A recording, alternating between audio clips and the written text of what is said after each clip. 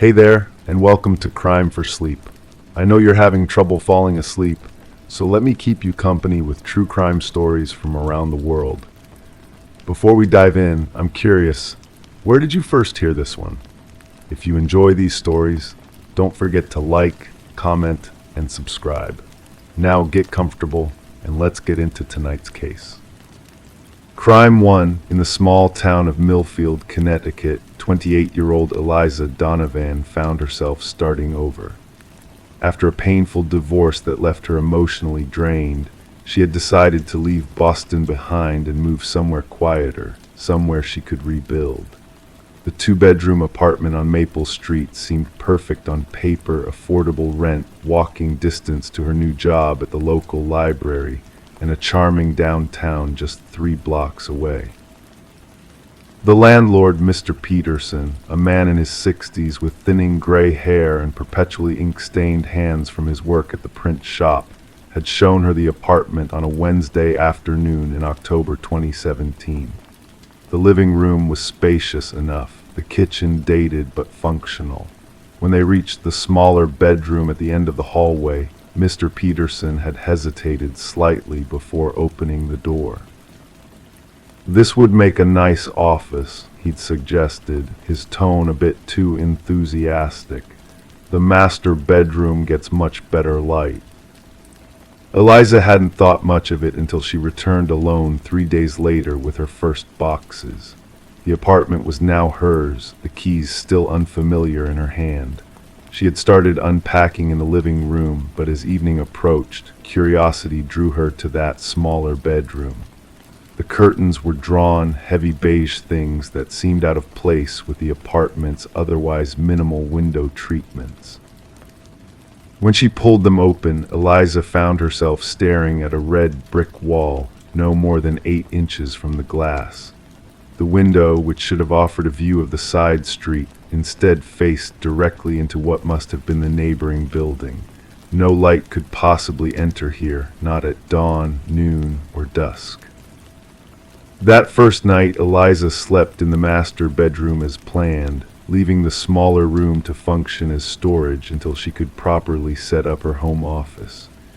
Around 2:17 a.m., she woke to a sound that her sleep-fogged mind couldn't immediately place. Tap, tap, tap, deliberate, rhythmic, coming from somewhere in the apartment. She lay still, heart suddenly racing. Tap, tap, tap, it was coming from the smaller bedroom. The window, someone was tapping on the window that faced the brick wall. Logic told her it was impossible. There was no space between the glass and the neighboring building for anyone to stand, no ledge, no fire escape. Perhaps it was the heating system, pipes expanding in the old building, or a branch scraping against another window that made the sound seem like it came from that room. Eliza didn't check that night. Instead, she pulled the covers up and waited until the tapping stopped, which it eventually did. In the morning light, her fear seemed foolish, a product of being alone in a new place. She went to the small bedroom, telling herself she was being ridiculous. The curtains remained as she'd left them, pulled back to reveal the window and the brick wall beyond. But there, on the inside of the glass, was what appeared to be a handprint, not pressed from the outside in, but from the inside out, as if someone had placed their palm against the glass from within the room, reaching toward the brick wall. The handprint was larger than her own, with long fingers that stretched nearly the entire height of the pane. It wasn't made of dust or dirt or any substance Eliza could identify. Rather, it was visible as a slight disturbance in the otherwise imperceptible layer of grime that had built up on the inside of the glass, cleaner where the hand had touched it. Eliza stood staring at it, the morning sunlight from the hallway casting her shadow across the room. There was no logical explanation. She had been alone in the apartment. The doors had been locked, the windows secured, and yet there it was. She closed the curtains and left for work. That evening, Eliza introduced herself to her neighbor across the hall, Sandra Powell, a retired high school English teacher with a direct manner and observant eyes. "The Hoffman place," Sandra had said when Eliza mentioned her apartment number. "Been vacant almost a year since that young woman left so suddenly." "Do you know why she left?" Eliza asked, trying to sound merely curious rather than concerned. "Claimed the place was making her sick. Headaches, insomnia, the works, though between us," Sandra lowered her voice, "I think it had more to do with that boyfriend of hers, controlling type, always checking her comings and goings." Eliza nodded, relieved to hear there was likely a rational explanation. Still, she didn't mention the handprint or the tapping. It seemed too strange, too easily dismissed as the imagination of a woman on her own for the first time in years. 3 nights later, the tapping returned. This time, Eliza forced herself to get up. She turned on every light as she moved through the apartment, her phone in hand with 911 already dialed, awaiting only the press of the call button if needed. The tapping grew louder as she approached the small bedroom. Standing in the doorway, she could see the curtains were still closed as she'd left them, but they shifted slightly, as if stirred by a breeze, though there was no draft in the still apartment. Tap, tap, tap. Eliza reached for the light switch with a trembling hand. The room illuminated, and the tapping stopped immediately. Heart pounding, she approached the window and pulled back the curtain. The brick wall stared back at her, impassive and unchanging, but the handprint she'd seen days earlier had been joined by another, smaller one, beside it, and beneath both, a single word appeared to be traced in the condensation on the inside of the glass. "Help." Detective Marcus Reed received the call from dispatch at 7:14 a.m. on October 18, 2017. A disturbance at 247 Maple Street, apartment 3B. The caller, identified as Eliza Donovan, had reported strange occurrences in her apartment involving handprints appearing on a window that faced a brick wall, along with unexplained tapping sounds at night. Under normal circumstances, such a call might have been dismissed or handled with a cursory visit, but Detective Reed recognized the address immediately. It was the 3rd complaint from that same apartment in less than 2 years. When he arrived, Eliza was waiting in the hallway outside her door. She hadn't wanted to stay inside alone. "I know how this sounds," she began as soon as Reed introduced himself, "but I'm not imagining things. Something is wrong with that room." Reed had been a detective in Millfield for 11 years. He'd seen his share of the strange and the tragic, enough to know that sometimes what seemed impossible often had the simplest explanations. But he'd also learned to listen. Inside the apartment, Eliza led him to the small bedroom. The curtains were open now, revealing the window and the brick wall beyond. There were no handprints visible on the glass, no message asking for help. "They were here last night," Eliza insisted, her voice tight with frustration and lingering fear. 2 handprints and the word "help" traced in the condensation. Reed examined the window carefully. It was old, single-paned, the kind that couldn't be opened. The brick wall beyond was just as Eliza had described, impossibly close to the glass, no room for anyone to stand between. "Has anyone else been in the apartment since you moved in?" Reed asked. "Just the landlord, Mr. Peterson, when he came to fix the dishwasher 2 days ago." Reed nodded, making a note. "And the previous tenant, do you know anything about them?" Eliza repeated what Sandra had told her about the young woman who'd complained of illness before leaving suddenly. What Eliza didn't know, what no one had told her, was that the previous tenant wasn't the first to report problems with the small bedroom. Reed pulled out his phone and showed her a photograph. "Is this similar to what you saw?" The image showed the same window, the same brick wall beyond, and on the glass, handprints, several of them overlapping, some large, some small, all pressed against the inside of the glass, reaching toward the brick wall. "That was taken in January 2016, after the tenant before your predecessor made a similar complaint," Reed explained.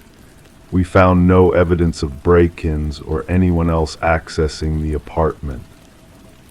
Eliza stared at the photograph, a cold dread washing over her. "What's behind that wall?" she finally asked. The answer to that question would lead Detective Reed and Eliza down a path neither expected. County records showed that the building adjacent to Eliza's apartment building had once been a single-family home before being converted to a commercial property in the 1950s. What the records didn't show, but what Reed would discover through weeks of investigation, was that during the renovation, a small section of the original structure had been sealed off completely, walled in between the two buildings. A space approximately 6 feet wide and 12 feet long, a space that aligned perfectly with the position of Eliza's mysterious window. On December 3, 2017, with proper warrants in hand, workers broke through the brick wall that Eliza's window faced. Behind it, they found a narrow, sealed chamber, and within that chamber were the remains of 3 individuals, determined by forensic analysis to have died in the late 1950s or early 1960s. Among the personal effects recovered was a small glass cutter, its edge still sharp enough to leave marks on a window pane. And on the wall facing Eliza's window, something had been written repeatedly in what appeared to be charcoal. "See US, help US, remember US." The investigation into the identities of the 3 individuals continues to this day. Preliminary findings suggest they may have been workers involved in the renovation who became trapped when the new wall was constructed, their disappearance never properly investigated or perhaps deliberately covered up. As for Eliza Donovan, she moved out of the apartment on Maple Street before Christmas that year. She gave interviews to just one local reporter before declining all further media requests. When asked if she believed in ghosts or the supernatural, she gave the same careful answer each time. "I believe that sometimes the past isn't really past. Sometimes it reaches out to us, asking to be seen, to be acknowledged. I don't know if what happened in that apartment has an explanation that science would accept. I only know what I experienced." The window in the small bedroom has since been removed and the wall sealed completely. No further disturbances have been reported in apartment 3B. But in the town records of Millfield, Connecticut, filed away among property assessments and building permits, there is a notation beside the address on Maple Street that simply reads, "Historical site of interest, not suitable for residential occupation." And sometimes longtime residents still speak in hushed tones about the building where the walls themselves seem to remember what happened within them, where the past continues to press against the present like desperate hands against glass, tapping, always tapping, asking to be let in, or perhaps, finally, to be released.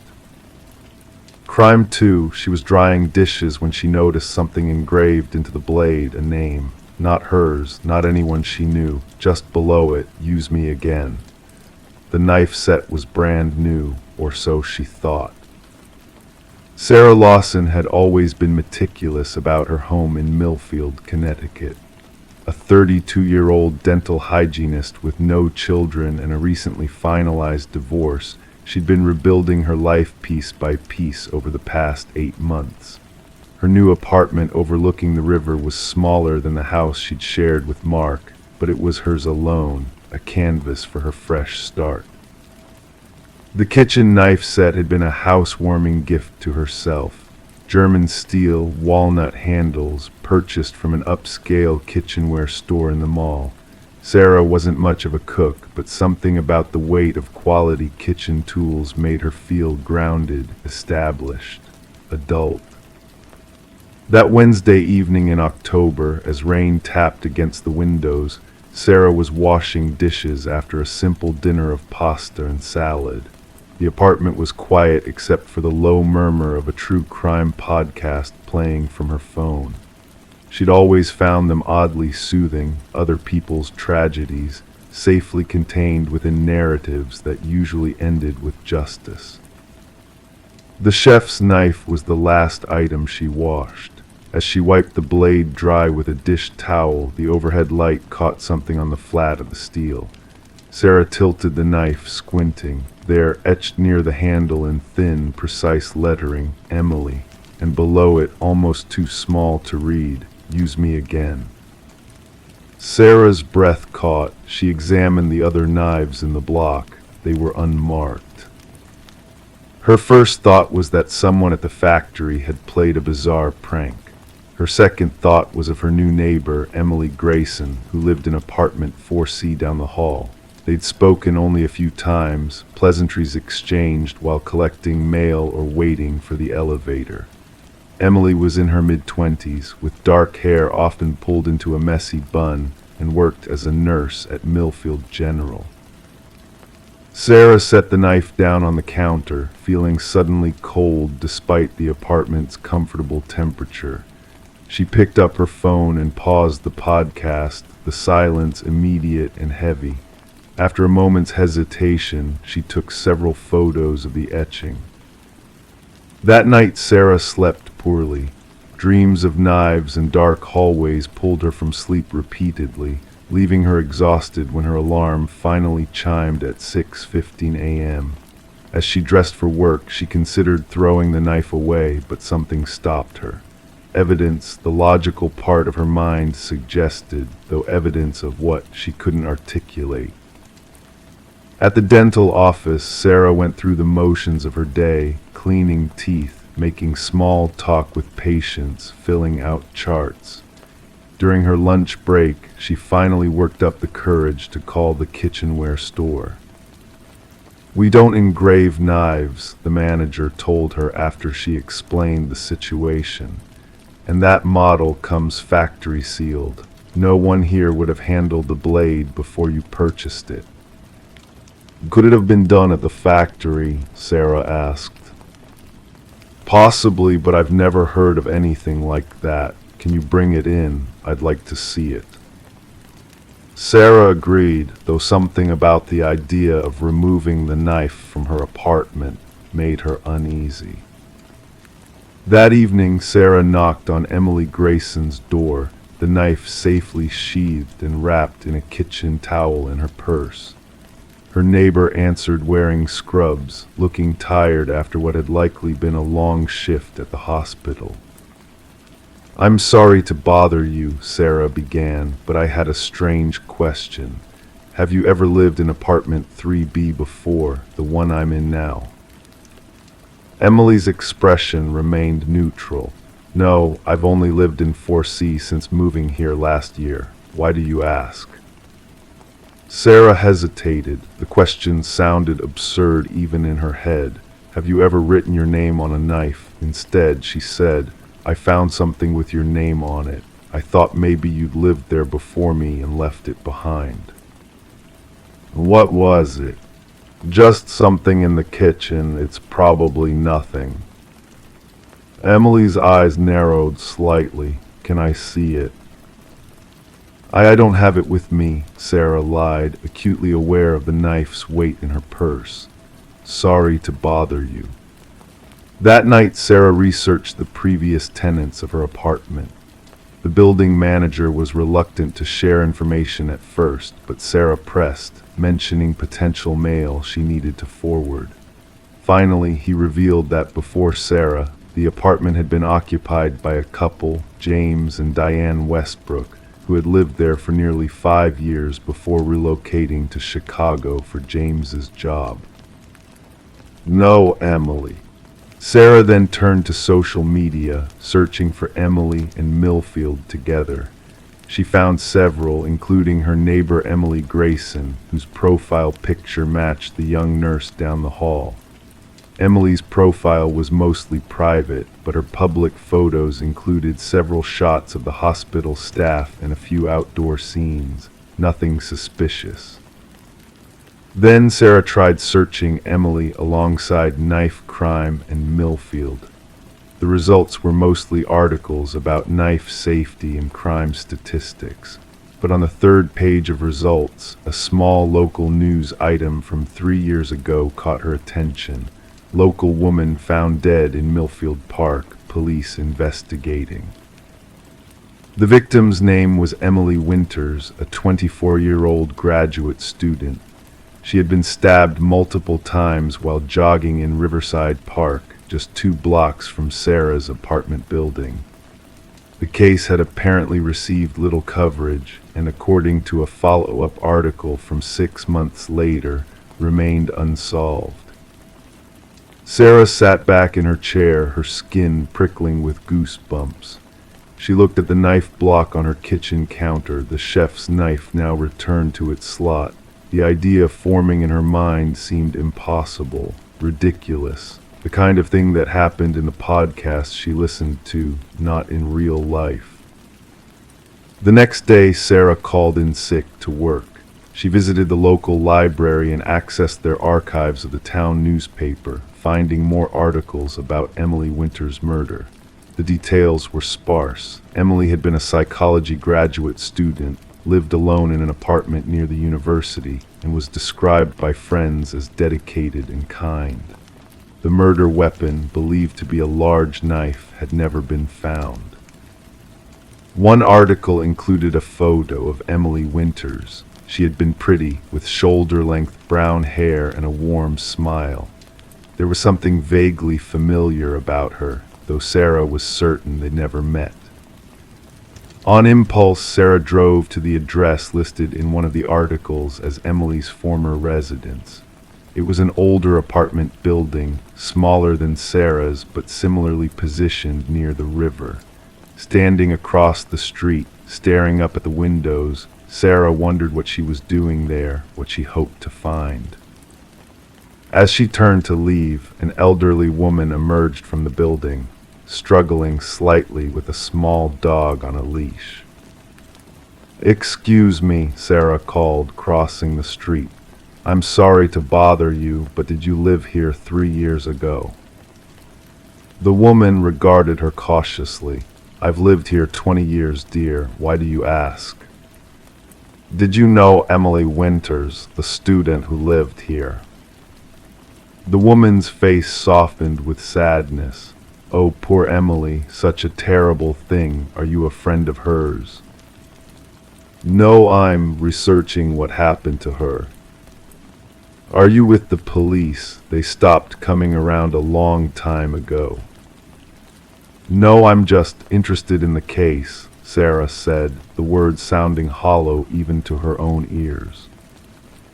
The woman, who introduced herself as Mrs. Patel, invited Sarah up for tea. Her apartment was small but immaculate, filled with books and framed photographs. As she prepared the tea, Mrs. Patel spoke about Emily. She was a lovely girl, quiet, studious, always said hello in the hallway. She was writing her thesis on something about trauma and memory, too complicated for me to understand, but she explained it once, something about how people process violent experiences. "Did she have many visitors?" Sarah asked. "Not many. Her parents came once or twice. There was a boyfriend for a while, tall fellow with glasses. James, I think. They broke up a few months before." Mrs. Patel trailed off, pouring the tea. "James," Sarah repeated, thinking of James Westbrook, the previous tenant of her apartment. Yes, though I didn't know his last name. Emily was upset about the breakup. I heard them arguing once. He wanted to get back together, but she refused. Sarah's hands trembled slightly as she accepted the teacup. Do you remember what he looked like besides the glasses? Mrs. Patel considered this. Tall, as I said, dark hair, nice-looking. He had a beard for a while, then didn't. Always very polite to me, carried my groceries once. That evening, Sarah searched for James Westbrook online. She found him easily. A LinkedIn profile showed he worked in pharmaceutical sales. His profile picture showed a tall man with dark hair and glasses, exactly as Mrs. Patel had described. Sarah's apartment suddenly felt different, tainted.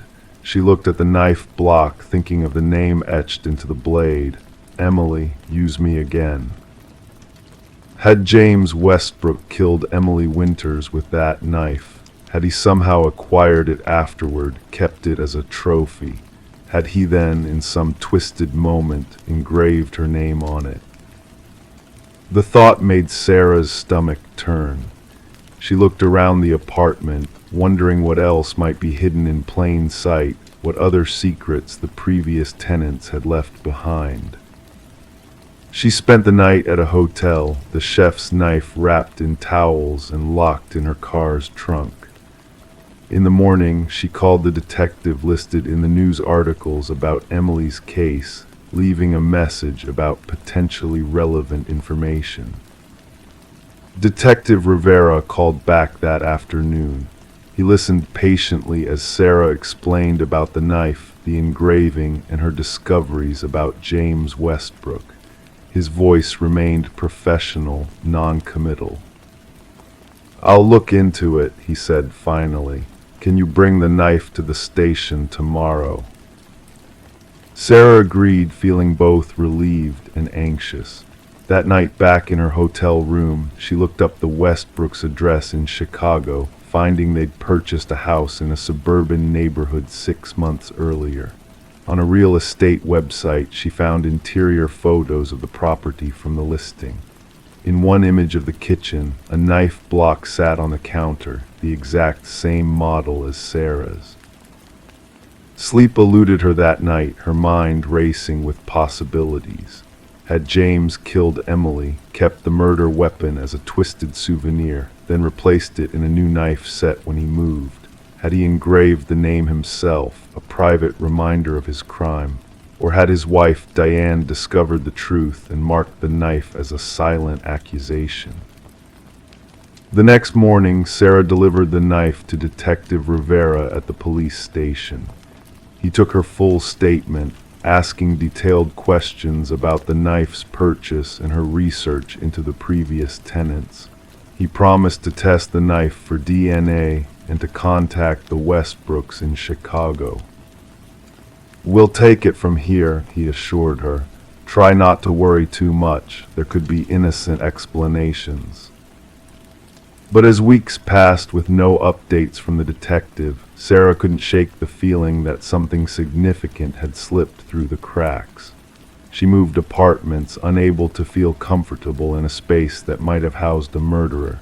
She stopped listening to true crime podcasts. Real tragedy, she had discovered, wasn't contained or distant.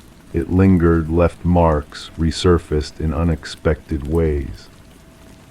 6 months later, a brief news item appeared online. James Westbrook had been arrested in Chicago in connection with the 3-year-old murder of Emily Winters. The article mentioned new evidence, but provided no details. Sarah never learned if her knife had been the murder weapon, if the etching had been done by James as a trophy, or by someone else who suspected him. Detective Rivera didn't contact her again, and she didn't reach out to him. Some questions, she decided, were better left unanswered.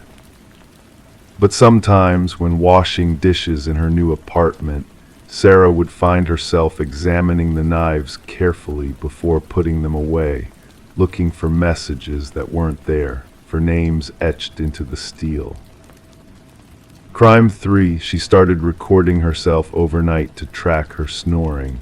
But when she listened back, she heard a second voice, a deep chuckle, overlapping her breathing. It laughed only when she stopped moving. It said one word, closer. April in Cedar Springs, Minnesota brought early warmth that year. Residents left windows cracked open at night, inviting in both the scent of thawing earth and the sounds that traveled through the neighborhood's sleeping streets. Megan Hallbrook, 34, lived alone in a modest two-bedroom home on Willow Lane. A regional manager for a healthcare company, colleagues described her as meticulous, thoughtful, and quietly ambitious. She had moved to Cedar Springs 5 years earlier, seeking affordable property prices and proximity to hiking trails she loved to explore on weekends.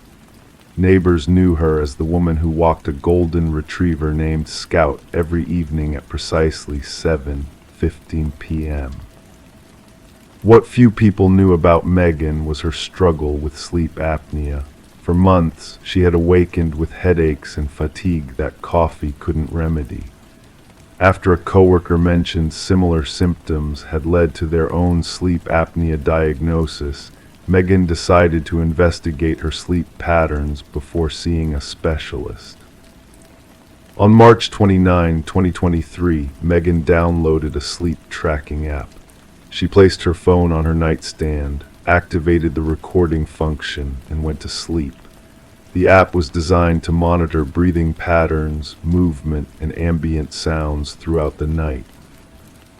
The following morning, she listened to portions of the 8-hour recording while getting dressed for work.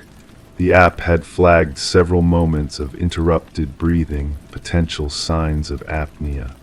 Megan made a note to call a doctor later that day, then hurried out the door, leaving the full recording unheard. She never made that call. 2 days later, when Megan didn't arrive for an important presentation, her assistant manager, Vanessa Klein, tried calling. After 6 unanswered calls, Vanessa drove to Megan's house during her lunch break. Scout's barking greeted her at the door, but Megan didn't answer her knocks.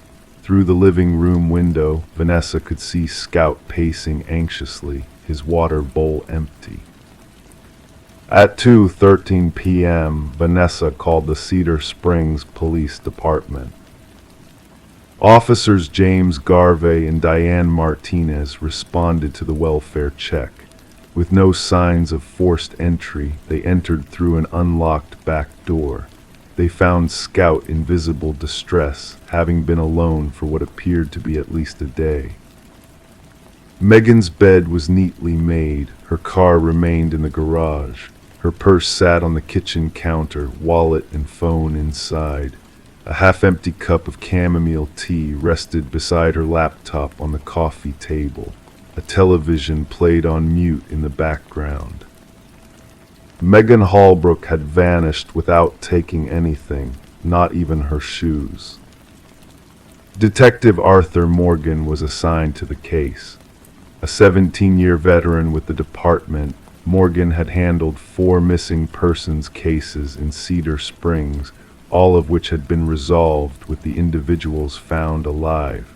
This case immediately troubled him for its lack of obvious explanation. Most adults who disappear either leave intentionally or meet with foul play that leaves evidence, Morgan later told journalists. Ms. Hallbrook's case presented neither scenario in any obvious way. The investigation's first phase revealed little. Security cameras from neighboring homes showed no unusual activity on Megan Street the night before her disappearance. Her financial records showed no irregularities. Interviews with family members who lived 2 states away indicated no personal troubles or concerns. Colleagues described her mood as normal, perhaps slightly tired in recent weeks. The case might have languished had Detective Morgan not asked to examine Megan's phone. While scrolling through recent apps, he discovered the sleep recording application. Opening it revealed 7 nights of recordings, including the night before her disappearance. Morgan listened to the most recent recording in his office, expecting to hear nothing but the sounds of normal sleep. The first 3 hours contained only the gentle rhythm of Megan's breathing and occasional rustling of bed sheets. At 3:17 a.m., something changed. Megan's breathing pattern shifted to the deeper cadence of deep sleep. In the background, barely perceptible at first, another sound emerged, faint footsteps moving across what sounded like wooden floorboards, then silence for nearly 4 minutes. The recording captured Megan turning in her sleep. Then, unmistakably, a low chuckle emerged from somewhere in the room, not from Megan, but close to where her phone rested on the nightstand. The laughter came again when Megan's movements ceased. At 3:26 a.m., a hoarse whisper clearly said a single word: closer. No other sounds followed except Megan's continued deep breathing for another hour. At 4:38 a.m., the recording captured the sound of her bedroom door closing gently. Morgan described feeling ice in my veins as he realized someone had been in Megan's room, watching her sleep for over an hour before leaving. The recording continued until morning, with Megan apparently unaware of the nocturnal visitor. She could be heard awakening, getting ready, and leaving for work, her last recorded movements. A forensic team returned to Megan's home, this time focusing on her bedroom. Under ultraviolet light, they discovered something previous sweeps had missed: a partial footprint in carpet fibers leading from her bedroom closet to the side of her bed. The closet, which had been examined only cursorily during the initial search, now received intense scrutiny. At the back, behind hanging clothes, investigators found scratch marks on the wall. When pressure was applied to a specific panel, it moved, revealing a narrow passage into the attic that had been modified to allow access between rooms. The implications were immediate and disturbing. Someone had created hidden access to move throughout Megan's home undetected. The investigation shifted to when these modifications might have been made. Property records showed the home had been vacant for 7 months before Megan purchased it. The previous owners, an elderly couple who had moved to Arizona, had employed various contractors for renovations during the year before selling. One name stood out: Edwin Walsh, a 42-year-old handyman who had worked extensively on the property. Walsh had a minor criminal record, trespassing and voyeurism charges from 6 years earlier that had resulted in probation. His current address was listed as a rental unit just 3 streets from Megan's home. When police arrived at Walsh's apartment, they found it abandoned. Neighbors reported not seeing him for approximately the same duration as Megan's disappearance. His landlord confirmed Walsh had paid rent through the end of the month, but had not responded to maintenance requests in recent days. Inside Walsh's apartment, investigators discovered a disturbing collection of items: a shoebox containing women's hairbands, a drawer full of house keys without labels, and a journal with detailed observations of daily routines for several Cedar Springs addresses, including Megan's. Most chilling of all was a folder of printed photos showing various women through windows or from a distance. Among them were 12 photos of Megan walking scout, reading on her patio, sleeping in her bed. The bedroom photos appeared to have been taken from inside her closet. A statewide alert was issued for both Megan Hallbrook and Edwin Walsh.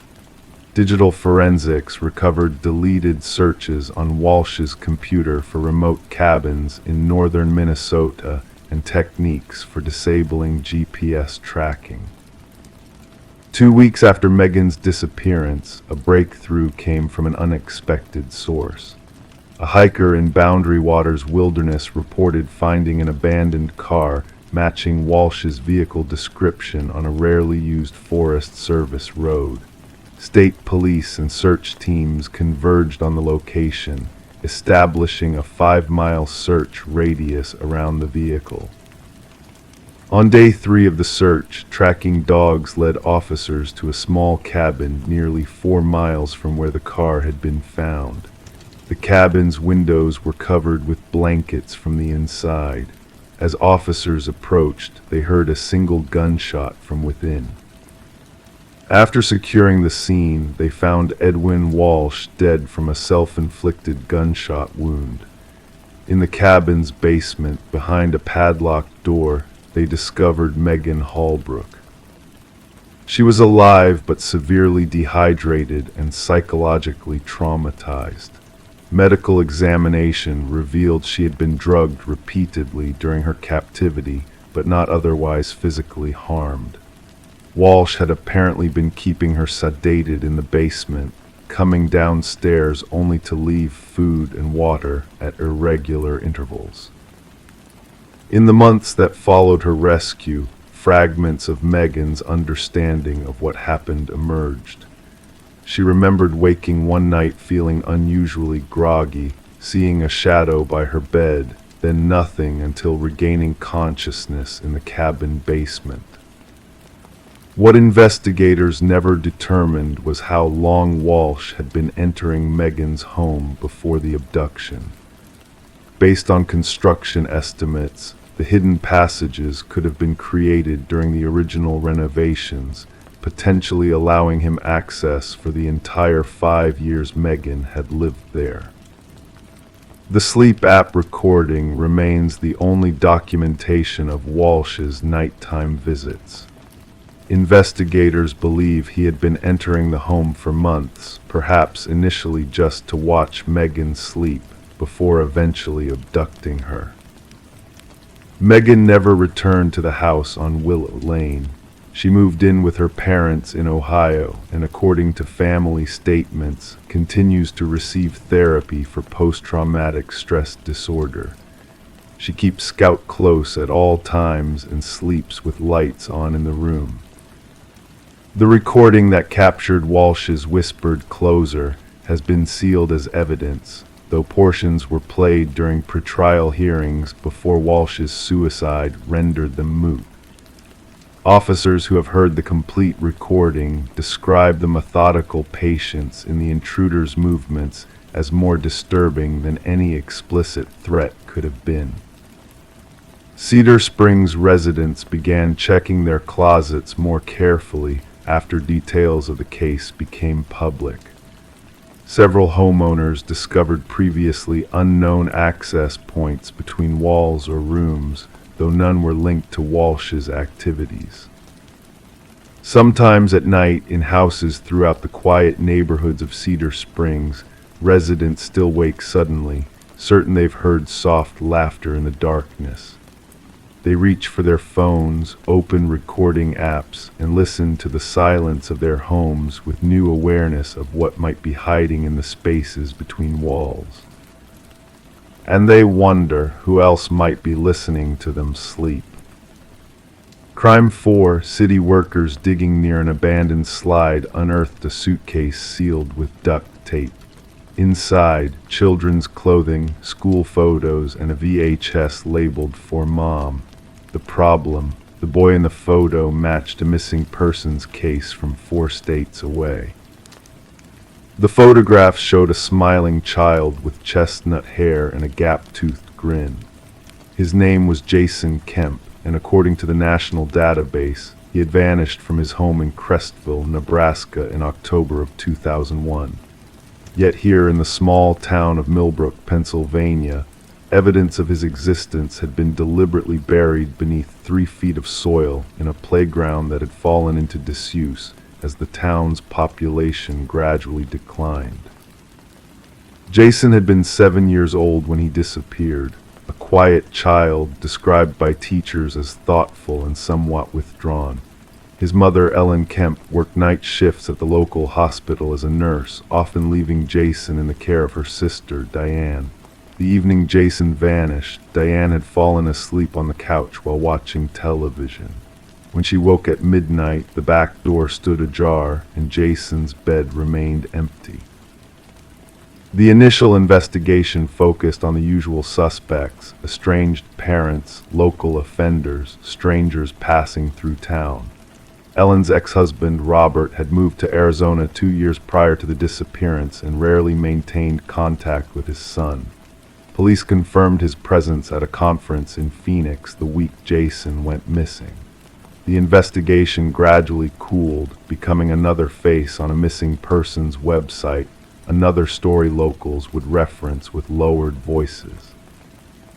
Detective Margaret Wilkins of the Millbrook Police Department stared at the evidence laid out on the conference table. The suitcase itself was a vintage Samsonite, navy blue with brass fixtures, manufactured sometime in the early 1990s. Soil analysis suggested it had been buried for approximately 15 to 20 years. Inside, folded with unusual precision, were 2 sets of children's clothing. A red t-shirt with a cartoon airplane, denim overalls. White socks folded into perfect squares. A child's sneaker, size 2, with LED lights in the sole that no longer functioned. "Why Millbrook?" Wilkins murmured, studying the school photograph. "Who brought you here, Jason?" Census records indicated no Kemp family had ever resided in Millbrook or the surrounding area. The town itself had little to recommend it, a former mining community that had seen steady decline since the 1980s. The playground where the suitcase was discovered had been built in 1997 through community fundraising, then abandoned a decade later when the adjacent elementary school closed due to consolidation. Detective Wilkins contacted the Crestville Police Department, speaking with Detective Samuel Torres, who had been a junior officer during the original investigation. "I remember the case," Torres said, his voice crackling over the speakerphone. "Ellen Kemp never believed her son simply wandered off. She insisted someone took him, someone Jason knew, but we never found evidence supporting that theory." "What about the sister, Diane?" "Passed a polygraph, devastated by the disappearance. She moved to Canada about 5 years later, couldn't handle the memories." "And the father?" "Robert Kemp had an alibi, hotel footage, conference attendance records, receipts. We checked and double-checked. Besides, if he wanted to take the child, he had visitation rights. No need for a midnight abduction." The VHS tape labeled "For Mom" contained footage of Jason playing in a backyard with an above-ground swimming pool. The camera occasionally captured his face in close-up, those recognizable features, the same gap-toothed smile from the school photograph. No adult appeared in the frame, but a woman's voice could be heard directing Jason. "Wave to your mommy, tell her how much fun you're having." The child complied with robotic precision, his eyes darting nervously off camera.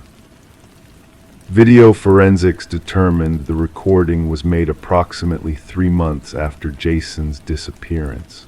The backyard matched no property in Crestville, but the mountain range visible in the background suggested western Pennsylvania.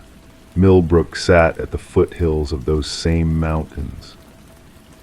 Ellen Kemp arrived in Millbrook on a Tuesday, her face lined with years of uncertainty. Detective Wilkins met her at the small county airport, watching as the woman walked through the terminal, scanning each face as though her son might somehow materialize among the travelers. "I've been waiting for a call like this for 19 years, Ellen said as they drove toward the police station. "Not knowing is its own kind of torture. You wake up every morning wondering if today's the day you'll finally learn what happened. Then you go to bed disappointed again." At the station, Ellen confirmed the clothing belonged to Jason. Her fingers trembled as she touched the red airplane shirt. I bought this for his birthday. He loved airplanes. The VHS was more difficult. Ellen had never seen the footage before, never seen the backyard with the swimming pool, never heard the woman's voice directing her son. "He looks scared," she whispered, touching the screen. "He's trying to smile, but I know my son. He's terrified." A canvass of Millbrook's residents yielded little.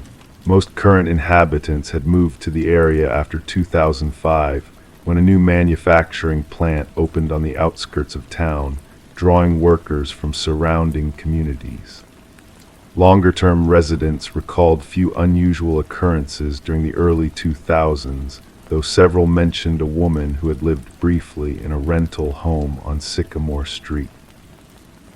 "Kept to herself," said Harriet Wilson, now in her 80s. "Had a boy with her sometimes. I assumed he was her son. Never said much, that child. Used to watch him playing alone in the backyard from my kitchen window. Had one of those inflatable pools during the summer. Left sometime in 2002, I believe. Never even said goodbye." The rental home on Sycamore Street had changed hands multiple times. The property management company had long since closed, its records presumably lost or destroyed. The house itself had been renovated, the backyard landscaped differently, no trace remaining of the above-ground pool visible in the video.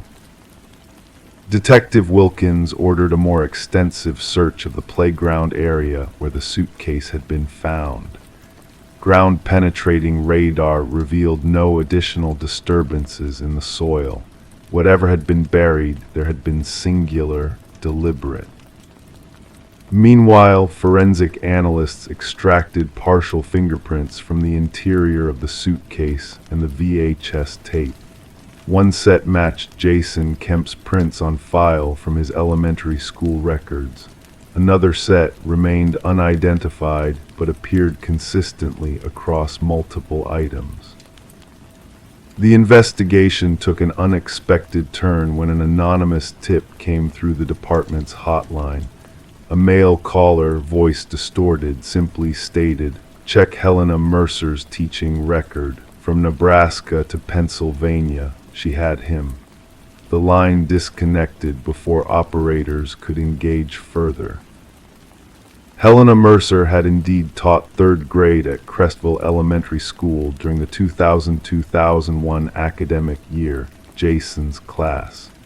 She had resigned unexpectedly in September 2001, 1 month before Jason's disappearance, citing family health issues requiring her relocation. Personnel records indicated she had applied for teaching positions in western Pennsylvania shortly thereafter. She knew Jason, Ellen confirmed when shown a faculty photograph. She would send me notes about how special she thought he was, how creative. I was flattered at first, thought she just recognized his potential. She even offered to tutor him after school a few times. I declined, our schedules didn't align. She seemed disappointed. Detective Torres flew in from Nebraska, bringing the original case files. Together with Wilkins, they constructed a timeline. Helena Mercer, age 34 at the time, single, no children, had taught in 6 different school districts across 3 states in 10 years. Always elementary grades, always relocating after approximately 2 years. Always with positive recommendations despite the pattern of movement. Her fingerprints weren't in the system. Teaching certification in Nebraska during that period required background checks but not fingerprinting. Her last known address was the rental on Sycamore Street in Millbrook, but the trail went cold after 2002. The partial prints from the suitcase were entered into the national database. 3 weeks later, a match appeared. Helena Mercer, now using the name Helen Morris, had been fingerprinted when applying for a caregiver position at a children's hospital in Oregon in 2020. When authorities arrived at her apartment in Portland, they found a small, orderly space filled with children's drawings carefully framed on every wall. A bookshelf contained dozens of VHS tapes, each labeled with a different name. In her bedroom closet hung a preserved child's red t-shirt with a cartoon airplane mounted in a shadow box. Helena Mercer offered no resistance during her arrest. She sat calmly in the interrogation room, hands folded, expression serene. "I saved them," she said. "All the lonely ones, the ones whose parents were too busy, too distracted. I gave them what they needed: attention, structure, love." "Where is Jason Kemp?" Detective Wilkins asked. Helena's expression remained unchanged. "I don't know anyone by that name."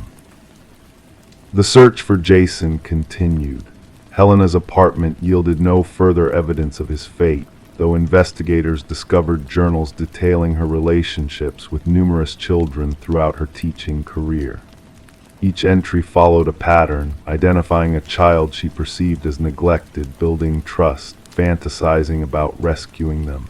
Most entries ended with reluctant acceptance that circumstances made the child inaccessible to her. Only 3 journals described actually taking a child. Jason was the first. The other 2 names corresponded to missing children's cases from different states, one from 2005, another from 2010. Both remained unsolved. As for the suitcase buried in the playground, Helena eventually admitted to burying it as a time capsule when she fled Millbrook after seeing Jason's face on a national news broadcast.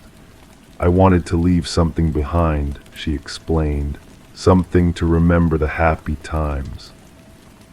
Ellen Kemp returned to Nebraska with the small collection of her son's belongings, a VHS tape of a scared boy pretending to be happy, and questions that Helena Mercer refused to answer. The red airplane shirt now hangs in Ellen's living room, a reminder of what she lost and what remains undiscovered. In the years since, police have searched numerous locations based on Helena's journal entries, interviewed neighbors from every community where she resided, and analyzed every frame of the VHS tapes recovered from her apartment. Jason Kemp would be 26 years old now. Whether he remains alive somewhere, perhaps unaware of his true identity, or whether his fate was more tragic, remains unknown. The playground in Millbrook has since been renovated, the old equipment removed, new structures erected, fresh wood chips spread across the ground where a suitcase once lay buried. Children play there daily, unaware of what was once hidden beneath their feet. Parents watch from nearby benches, perhaps holding their children a little closer when the afternoon shadows begin to lengthen. Sometimes in the quiet hours of early morning, Detective Wilkins finds herself staring at Jason's school photograph, at that gap-toothed smile, wondering what secrets remain buried, what truths Helena Mercer will take to her grave, and whether Ellen Kemp will ever truly know what happened to her son after he disappeared into the night all those years ago. Crime 5, the small town of Echo Valley, nestled between the rolling Appalachian foothills of western Pennsylvania, was the kind of place where most residents never bothered to lock their doors at night. With just under 4,000 people spread across its quiet streets and surrounding farmland, it was a community where faces were familiar and secrets were scarce, or at least that's what everyone believed. Rebecca Harlow had lived in Echo Valley all her 32 years. She worked as the head librarian at the town's single-story brick library, a job she had held since completing her master's degree in library science 10 years prior. Those who knew Rebecca described her as methodical, kind, and perhaps a bit reserved. Her colleagues at the library noted how she arrived each morning at precisely 8:15, carrying the same worn leather messenger bag and a travel mug of black coffee, always stopping to feed the stray cats that gathered near the employee entrance. Rebecca's life followed predictable patterns. Monday evenings were for her book club at Maggie's Cafe on Main Street. Wednesday nights, she volunteered teaching adult literacy classes. Weekends often found her tending to her impressive garden or visiting her parents, who lived just 20 minutes away in neighboring Crescent Hills. She lived alone in a modest 2-bedroom craftsman house on Elmwood Drive, inherited from her grandmother 5 years earlier. It was this predictability that made her absence so immediately noticeable on the morning of October 17, 2023. When Rebecca failed to arrive at the library by 8:30, her assistant Diane Miller tried calling her cell phone. The call went straight to voicemail. By 9:15, with no word from Rebecca and the library scheduled to open at 10:00, Diane called Rebecca's parents. They hadn't heard from their daughter since Sunday evening when they'd spoken briefly about an upcoming family birthday. Concerned but not yet alarmed, Rebecca's father, Martin Harlow, drove to her house to check on her. What he found, or rather didn't find, would become the first unsettling piece in a puzzle that would consume Echo Valley for months to come. Rebecca's navy blue Honda Civic sat in the driveway. The front door was locked, which wasn't unusual. Inside, nothing appeared disturbed. Her bed was neatly made, as if she had risen normally that morning. A half-empty cup of tea sat on the kitchen counter, cold to the touch. Her phone lay charging beside it. Her messenger bag, the one she carried everywhere, hung on its customary hook by the door. Her garden shoes remained on the back porch. Rebecca Harlow had simply vanished. The Echo Valley Police Department's initial response was measured but thorough. Given Rebecca's unblemished record of reliability and the strange circumstances, her car in the driveway, her phone left behind, they treated the case as a suspicious disappearance from the start. Officer Thomas Brennan, who had known Rebecca since high school, conducted the preliminary investigation. There were no signs of forced entry, Brennan would later tell reporters. No indication of a struggle within the home. It was as if she had stepped away for just a moment and simply never returned. In those first critical days, volunteers from across Echo Valley assembled search parties, combing through the wooded areas surrounding Rebecca's neighborhood. They found nothing, no clothing, no personal items, no evidence that Rebecca had ever ventured into those trees.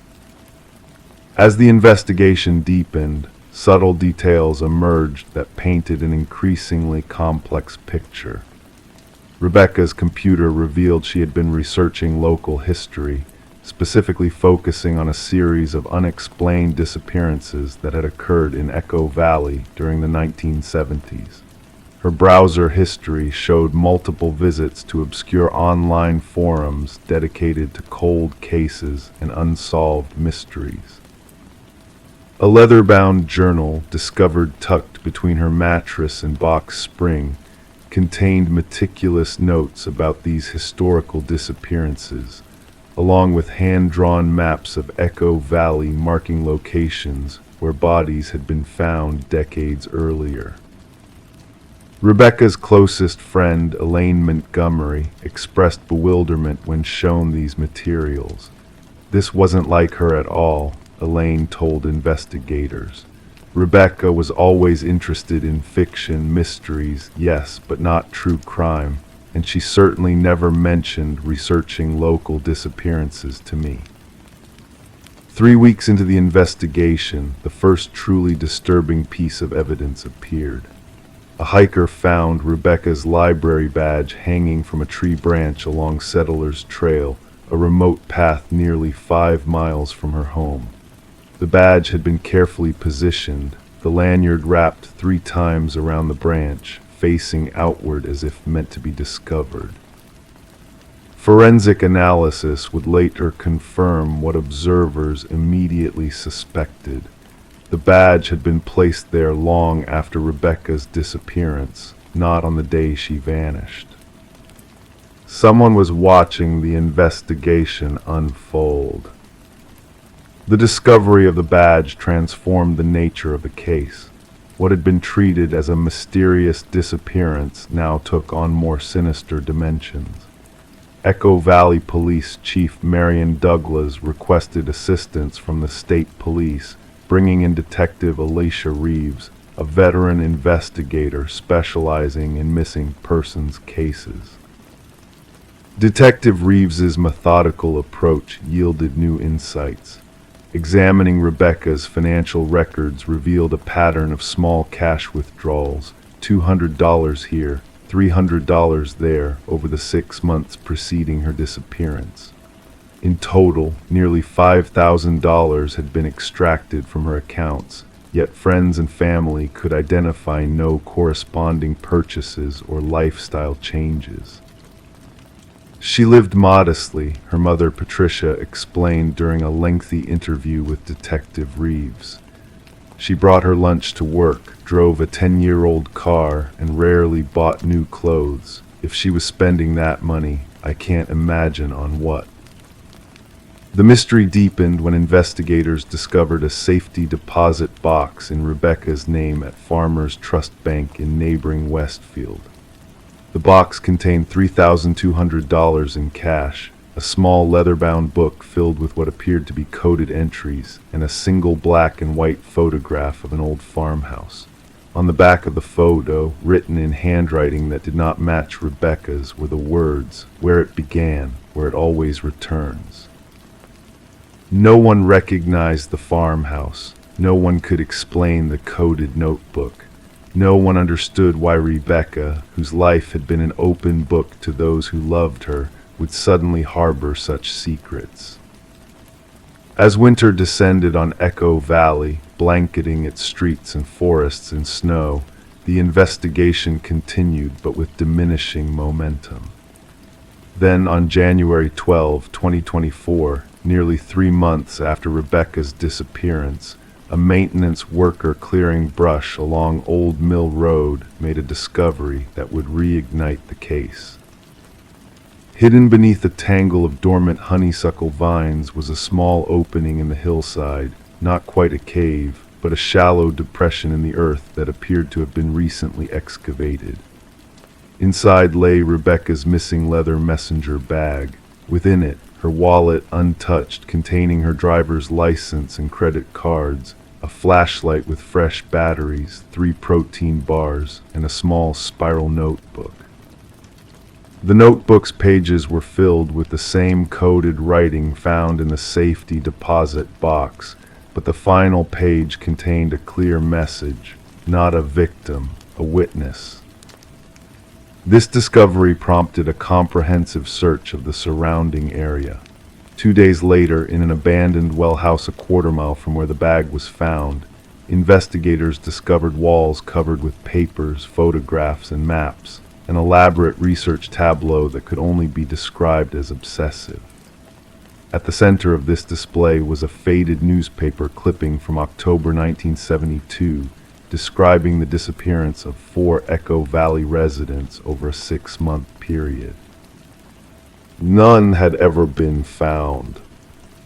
Among the photos pinned to the wall was the same farmhouse image from Rebecca's safety deposit box, but this version identified the location: the old Blackwood property, demolished in 1975 to make way for what was now Echo Valley's small industrial park. The evidence suggested a troubling possibility. Rebecca Harlow had not been taken. She had gone willingly, pursuing some private investigation that had consumed her final months in Echo Valley. But why the secrecy? What had she discovered that required such elaborate precautions? On February 3, 2024, a letter arrived at the Echo Valley Police Department, postmarked from Seattle, Washington. Inside was a brief note in Rebecca's distinctive handwriting: "I am safe. Do not look for me. Some truths are too dangerous to uncover." Included with the note was a key that matched no known lock in Rebecca's home or possessions. Handwriting analysis confirmed the authenticity of the note, while surveillance footage from the Seattle Post Office showed a woman resembling Rebecca mailing the envelope. Yet crucial questions remained unanswered. What truths had she uncovered? Why had she felt compelled to disappear? And perhaps most puzzling, if she had planned her departure so meticulously, why leave behind such an elaborate trail of breadcrumbs? Echo Valley's residents gradually accepted that Rebecca Harlow might never return to explain her actions. The official investigation remained open but inactive, classified as a voluntary disappearance. Life in the small town slowly returned to normal. The library hired a new head librarian. Rebecca's house was eventually sold, and the search parties that had once combed the woods disbanded. But subtle changes persisted. Residents began locking their doors at night. Parents kept closer watch on their children, and occasionally someone would report glimpsing a figure resembling Rebecca Harlow standing at the edge of the woods near Old Mill Road, watching the town from a distance before melting back into the trees. In Echo Valley, some whispered that Rebecca had uncovered a terrible secret about the town's past, a secret so dangerous she had chosen exile over exposure. Others suggested darker possibilities, that whoever or whatever had claimed those 4 lives in 1972 had returned, and Rebecca had either fallen victim or fled to escape that fate. The truth remains elusive. The coded notebooks have never been deciphered.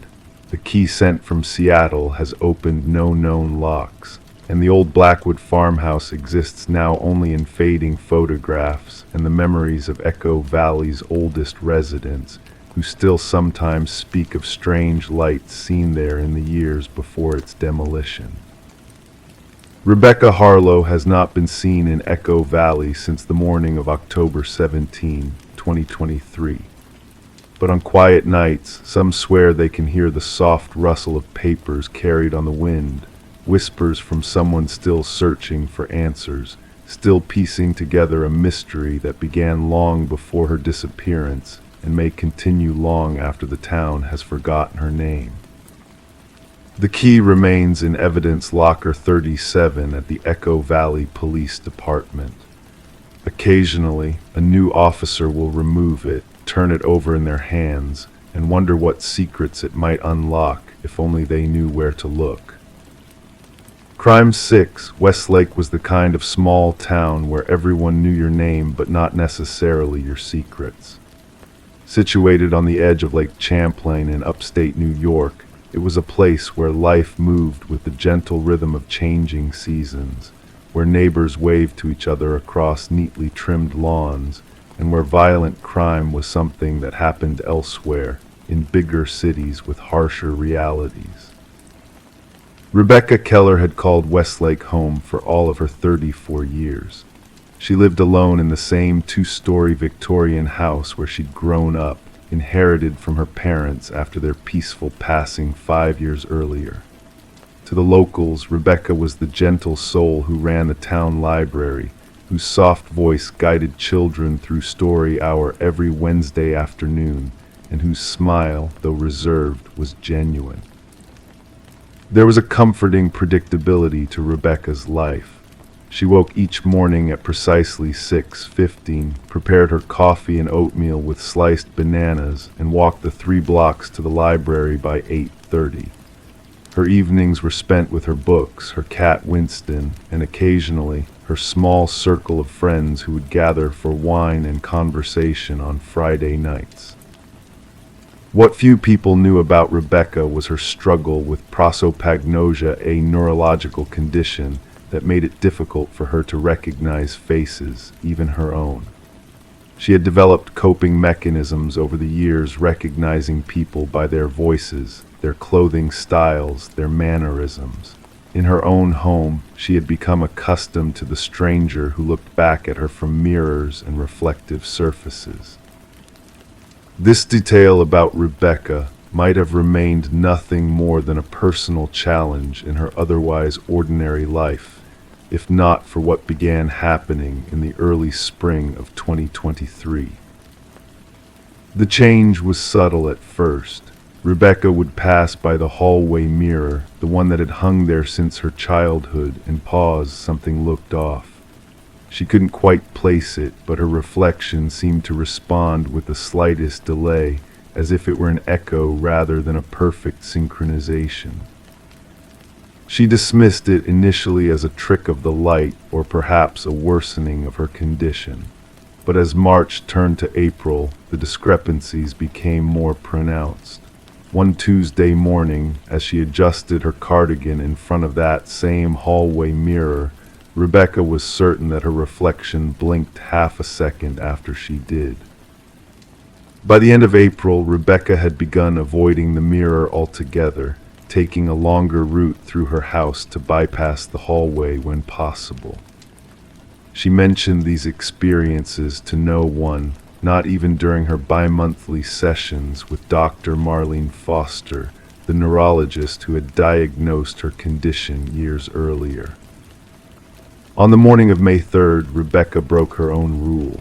Running late after oversleeping, she hurried down the hallway without thinking and found herself face to face with her reflection. Only this time, as she stepped back in surprise, her reflection didn't. It remained perfectly still for a heartbeat before it smiled a smile Rebecca knew with certainty she was not forming with her own lips. Then, most disturbing of all, her reflection mouthed words without sound. Finally. Rebecca called in sick to work that day, something she rarely did. She spent hours researching hallucinations, psychosis, and whether prosopagnosia could evolve into more complex disorders. Finding no answers, she finally called Dr. Foster's office and scheduled an urgent appointment for the following week. That night, Rebecca slept on her couch, unwilling to walk past the hallway mirror to reach her bedroom. She left every light on in the house, a childhood habit she had long outgrown resurging in the face of her inexplicable fear. When Officer David Mercer received the call from the library's director on May 5th, reporting that Rebecca hadn't shown up for work for 2 consecutive days and wasn't answering her phone, he approached it as a routine welfare check. Rebecca's car was in the driveway, the morning newspaper remained rolled up on the porch, and the lights were still on despite the daylight hours. After repeated knocks went unanswered, Officer Mercer looked through the windows and saw nothing amiss, just an orderly home with lights burning in broad daylight. Standard procedure and growing concern led him to contact Rebecca's emergency, contact her cousin, Melissa Hart, who lived in the neighboring town of Essex. Melissa arrived with a key to Rebecca's house an hour later. What they found inside seemed, at first glance, perfectly normal.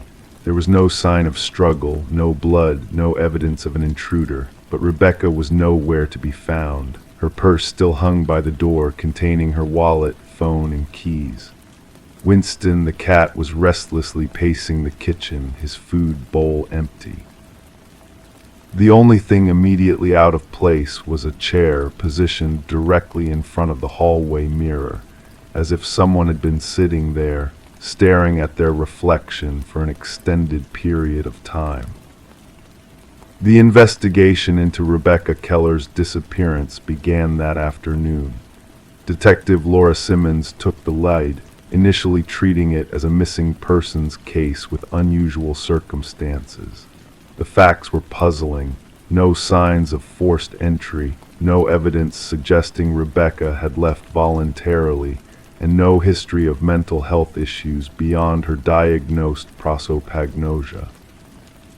As Detective Simmons interviewed Rebecca's friends and colleagues, a picture began to emerge of a woman who had been acting increasingly anxious in the weeks before her disappearance.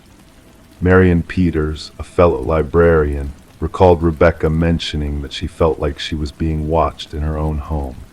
James Conrad, one of the few men Rebecca dated briefly, remembered her becoming visibly uncomfortable when they passed the mirrored wall in a local restaurant during their last dinner together in April. The investigation took an unsettling turn when Detective Simmons discovered Rebecca's journal hidden beneath a loose floorboard in her bedroom closet. The most recent entries documented Rebecca's growing fear of mirrors and reflective surfaces, describing with disturbing detail how her reflection had begun to act independently of her movements. The final entry, dated May 3rd, reads simply, "It wants to come through. I don't know how much longer I can keep it on the other side." As news of Rebecca's disappearance spread through Westlake, others came forward with information. An elderly neighbor, Mrs. Winters, reported seeing lights moving inside Rebecca's house at odd hours of the night, even though Rebecca's car hadn't left the driveway. The local hardware store owner remembered Rebecca purchasing an unusual quantity of materials: black paint, boards, nails 2 days before she vanished. When detectives returned to Rebecca's house for a more thorough search, they discovered something they had missed initially. Every mirror in the house, save for the large one in the hallway, had been covered with black paint or fabric. In the basement, they found broken fragments of hand mirrors and small reflective objects, methodically smashed and gathered in a cardboard box. The case took an even stranger turn when forensic analysts processed the house. They found 2 distinct sets of fingerprints throughout, both belonging to Rebecca Keller. One set matched the prints on file from her library employment records. The other set, while identified through DNA analysis as also belonging to Rebecca, showed subtle differences in pattern that forensic experts couldn't explain.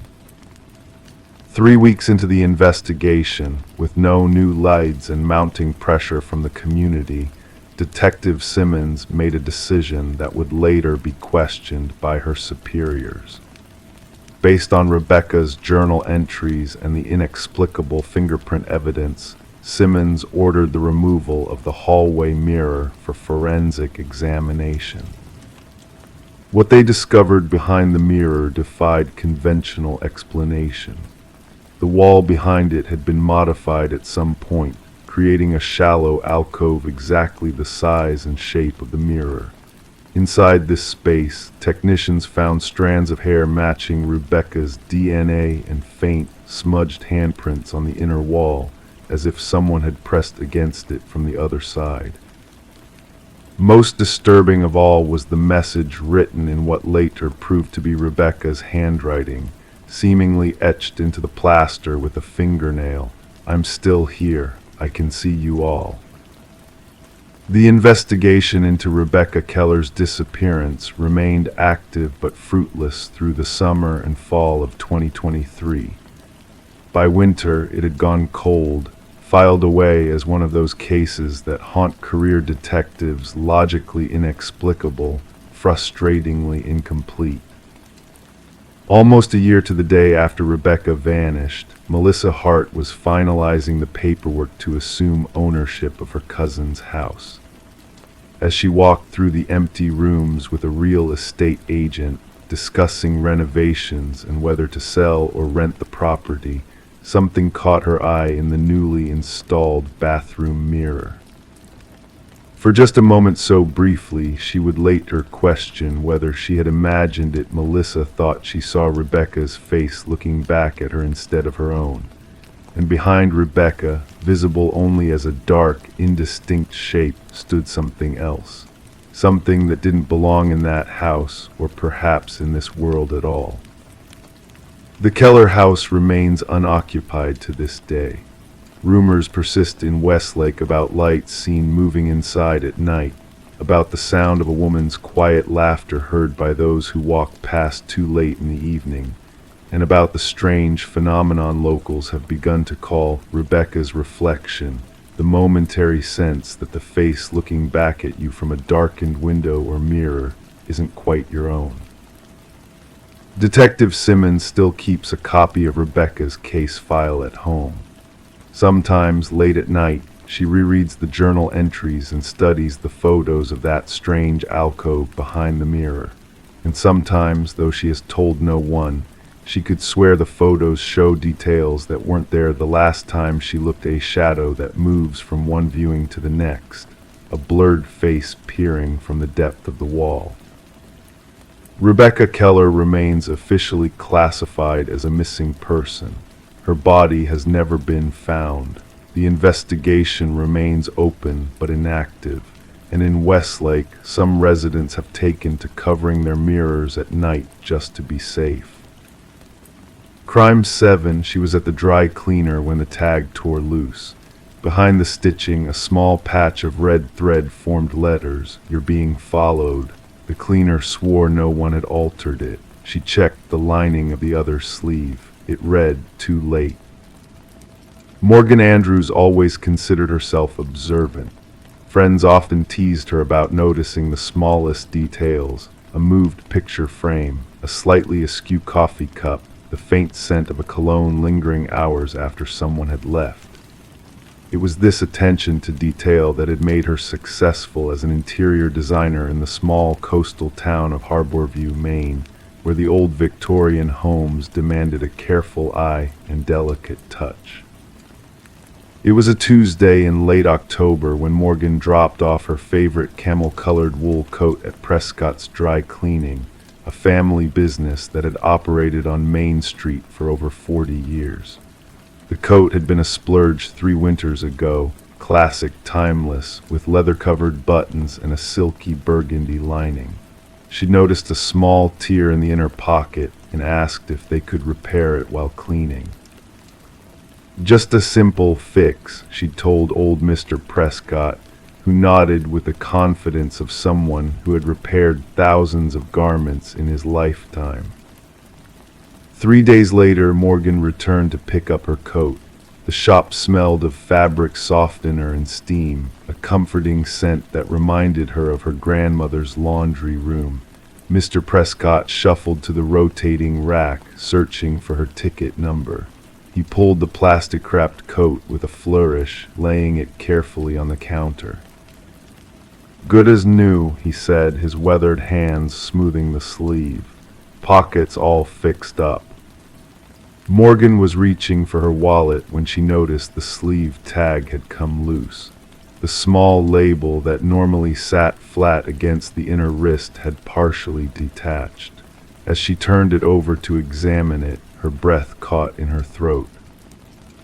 Behind the manufacturer's tag, in the space where it had been sewn to the lining, was a message stitched in thin red thread: "You're being followed."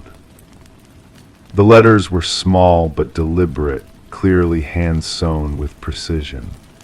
The thread was barely visible against the burgundy lining unless you were looking directly at it. "Mr. Prescott," Morgan said, her voice suddenly dry, "did anyone work on this coat besides you?"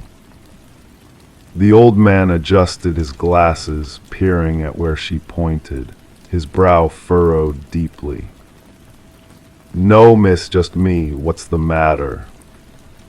Morgan showed him the message. Mr. Prescott's face drained of color as he examined it. "I swear to you, Miss Andrews, I never saw this. I never put this here. This wasn't me."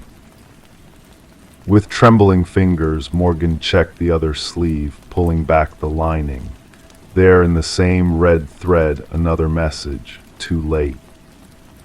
The drive home to her apartment felt endless. Morgan kept glancing in her rearview mirror, studying each car that appeared behind her. Was that blue sedan at the dry cleaner's parking lot too? Had she seen that red truck before? Her normally precise mind felt scattered, unable to focus on anything but the coat lying on her passenger seat. Inside her apartment, Morgan hung the coat on a chair and paced. She considered calling the police but hesitated. What would she say? That someone had sewn cryptic messages into her coat. Without evidence of an actual threat or crime, they would likely document it and do nothing.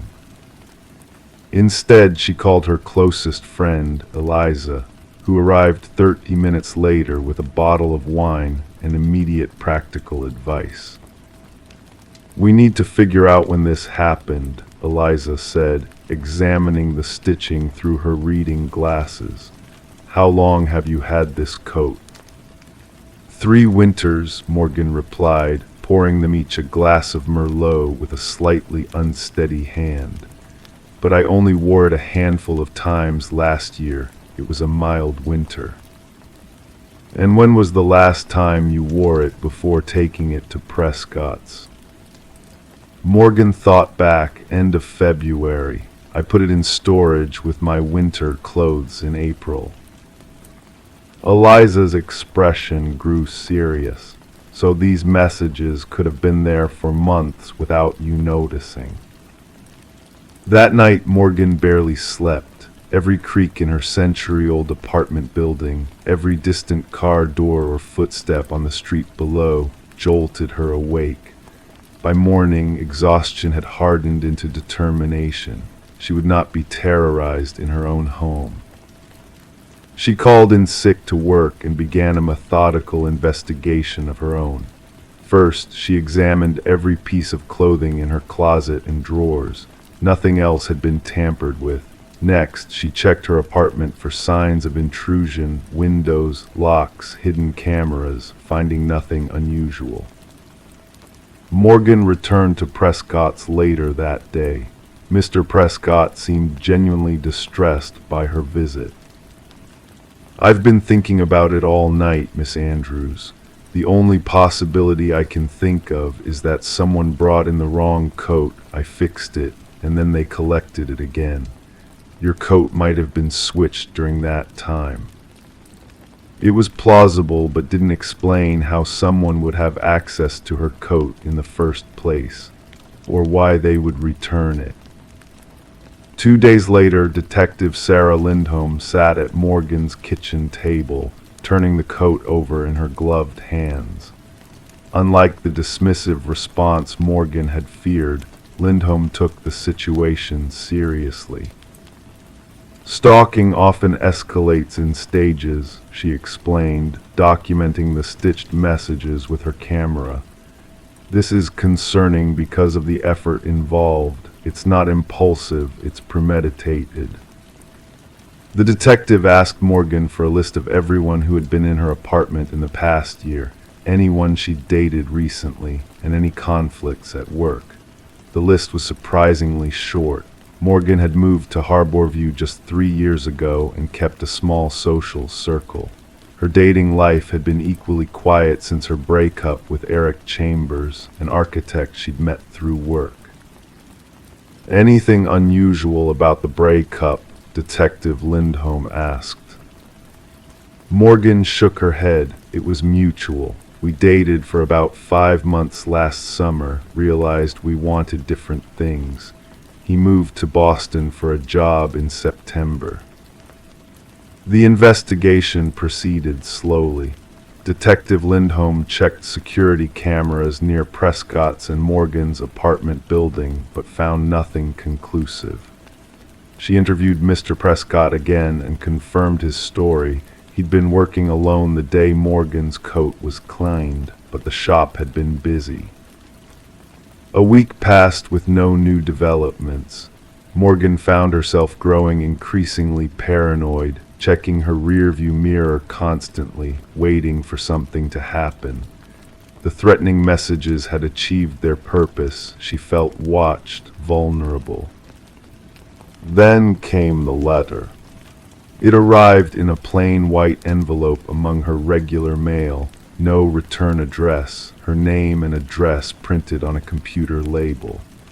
Inside was a single sheet of paper with a typed message. "The burgundy matches your blood. I've been in your home while you sleep." Morgan called Detective Lindholm immediately. Within an hour, her apartment had become a crime scene. Officers dusted for fingerprints while Lindholm bagged the letter for evidence. "I'm putting a patrol car outside tonight," Lindholm said firmly, "and I want you to stay with someone you trust." That night on Eliza's couch, Morgan finally allowed herself to cry. The tears came in silent waves as Eliza made her chamomile tea and promised things would be okay. But both women knew they wouldn't be, not until they understood who was doing this and why. The breakthrough came from an unexpected source. The following day, Mr. Prescott called Morgan directly. "I remembered something," he said, his voice quavering with age and urgency. "A young man came in about a month ago asking about apprenticing, said he was interested in learning the trade. I showed him around, even let him observe some repairs. He was particularly interested in how we handle coat linings."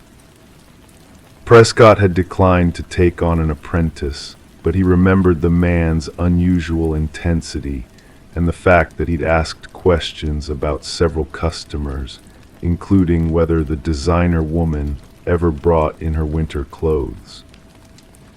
With this new lead, Detective Lindholm pulled security footage from businesses near Prescott's. In grainy black and white, they identified a slender man in his early 30s entering the dry cleaners on the day in question. Something about his profile looked vaguely familiar to Morgan, but she couldn't place him. The police ran the image through their database and got a hit. Dean Mercer, age 34, with prior arrests for breaking and entering and one dismissed stalking charge. Further investigation revealed that Mercer had been employed as a maintenance worker at Westerly Designs, the firm where Morgan occasionally consulted during the period she worked on a major renovation project there. "He would have had access to your workspace," Lindholm explained, "maybe even personal information from your desk or computer." They never found Dean Mercer. A warrant for his arrest was issued, but he had already vanished from his apartment, leaving behind few possessions. What they did find, however, sent chills through Morgan, a notebook with detailed observations about her daily routine, copies of her keys, and a spool of burgundy thread. Morgan sold her apartment within a month and moved to Portland, taking a position with a larger design firm. She changed her name legally, bought new clothes, and never again visited a dry cleaner without examining every inch of what she got back. Detective Lindholm still calls occasionally with updates. No confirmed sightings of Mercer, no new evidence, just the lingering question that keeps Morgan awake some nights: is she still being followed? Sometimes when she's alone in her new apartment, Morgan imagines she can feel the weight of a wool coat around her shoulders, the scratch of thread against her skin spelling out words only she can see. She runs her fingers along the seams of her life, checking for messages hidden where they shouldn't be, wondering if she'll ever feel truly safe again. In Harborview, Mr. Prescott still runs his dry cleaning shop, but now he personally checks every garment twice before returning it to its owner. And in the lost and found box behind his counter sits a camel-colored wool coat that no one has claimed, a reminder that sometimes the most dangerous threads are the ones we never notice until it's too late. Crime 8, Morgan Reese had always been drawn to old things. The smell of aged wood, the patina on brass fixtures, the stories hidden in worn corners. When she found the small apartment in Millfield, Connecticut at such a reasonable price, she knew it was too good to be true. But Morgan wasn't one to look a gift horse in the mouth, not when she was 3 months behind on her student loans and desperate to escape her roommate situation. "It's been vacant for almost a year," the property manager explained as he fumbled with the keys. His name was Dennis, a heavy-set man with perpetually damp palms. Previous tenant left suddenly. Some of the furniture stayed because, well, no forwarding address, you know how it is. Morgan didn't know how it was, but she nodded anyway. The apartment was perfect, hardwood floors, tall windows that let in sheets of afternoon light, and an eclectic collection of furniture that saved her from having to buy her own. A mid-century modern couch, a wrought iron bed frame, and a beautiful antique vanity with an oval mirror in the bedroom. "I'll take it," she said, before Dennis could change his mind about the rent. Morgan moved in on a Wednesday in October. The trees outside her windows were shedding their leaves, creating a carpet of amber and crimson on the sidewalk below. She spent the first night arranging her few possessions, making the space her own. The vanity became her favorite spot. She'd sit there in the evenings, removing her makeup, brushing her hair, pretending to be the kind of woman who had her life together. It wasn't until the third night that she noticed the bottom drawer of the vanity wouldn't open. The brass handle turned, but the drawer itself seemed stuck. When she got down on her knees to examine it more closely, she saw why. A small nail had been driven into the side, preventing it from sliding open. "That's weird," she murmured to herself. She tried to pull the nail out with her fingers, but it was firmly embedded in the wood. For the next few days, the nailed drawer nagged at the back of Morgan's mind. She was not, by nature, someone who could leave a mystery unsolved. The more she thought about it, the more the drawer called to her, like a splinter under her skin. On Saturday morning, she found a hammer in a kitchen drawer and decided it was time to satisfy her curiosity. Kneeling before the vanity, she worked the claw end of the hammer under the nail head and pulled. The nail resisted at first, then gave way with a squeal of protest that sent a shiver down Morgan's spine. The drawer slid open smoothly, as if it had been waiting for her all along. Inside lay a bundle wrapped in faded blue fabric. Morgan lifted it out carefully, unwrapping it on the bedroom floor. A thick coil of dark hair, bound with a piece of rough twine. The hair was long, at least 18 inches, and had the dull sheen of hair that had been cut years ago. Beneath where the bundle had rested was a photograph, its edges curled with age. The photo showed a young woman with dark hair, similar to the bundle, smiling at the camera. She was standing in front of a lake, one hand shielding her eyes from the sun. Written on the back in faded blue ink, "Rebecca at Lake Candlewood, July 2017. But it was what Morgan found next that made her breath catch in her throat. A small piece of notebook paper had been stapled to the bottom of the drawer. Written in cramped, tight handwriting were the words, "I thought she'd fit."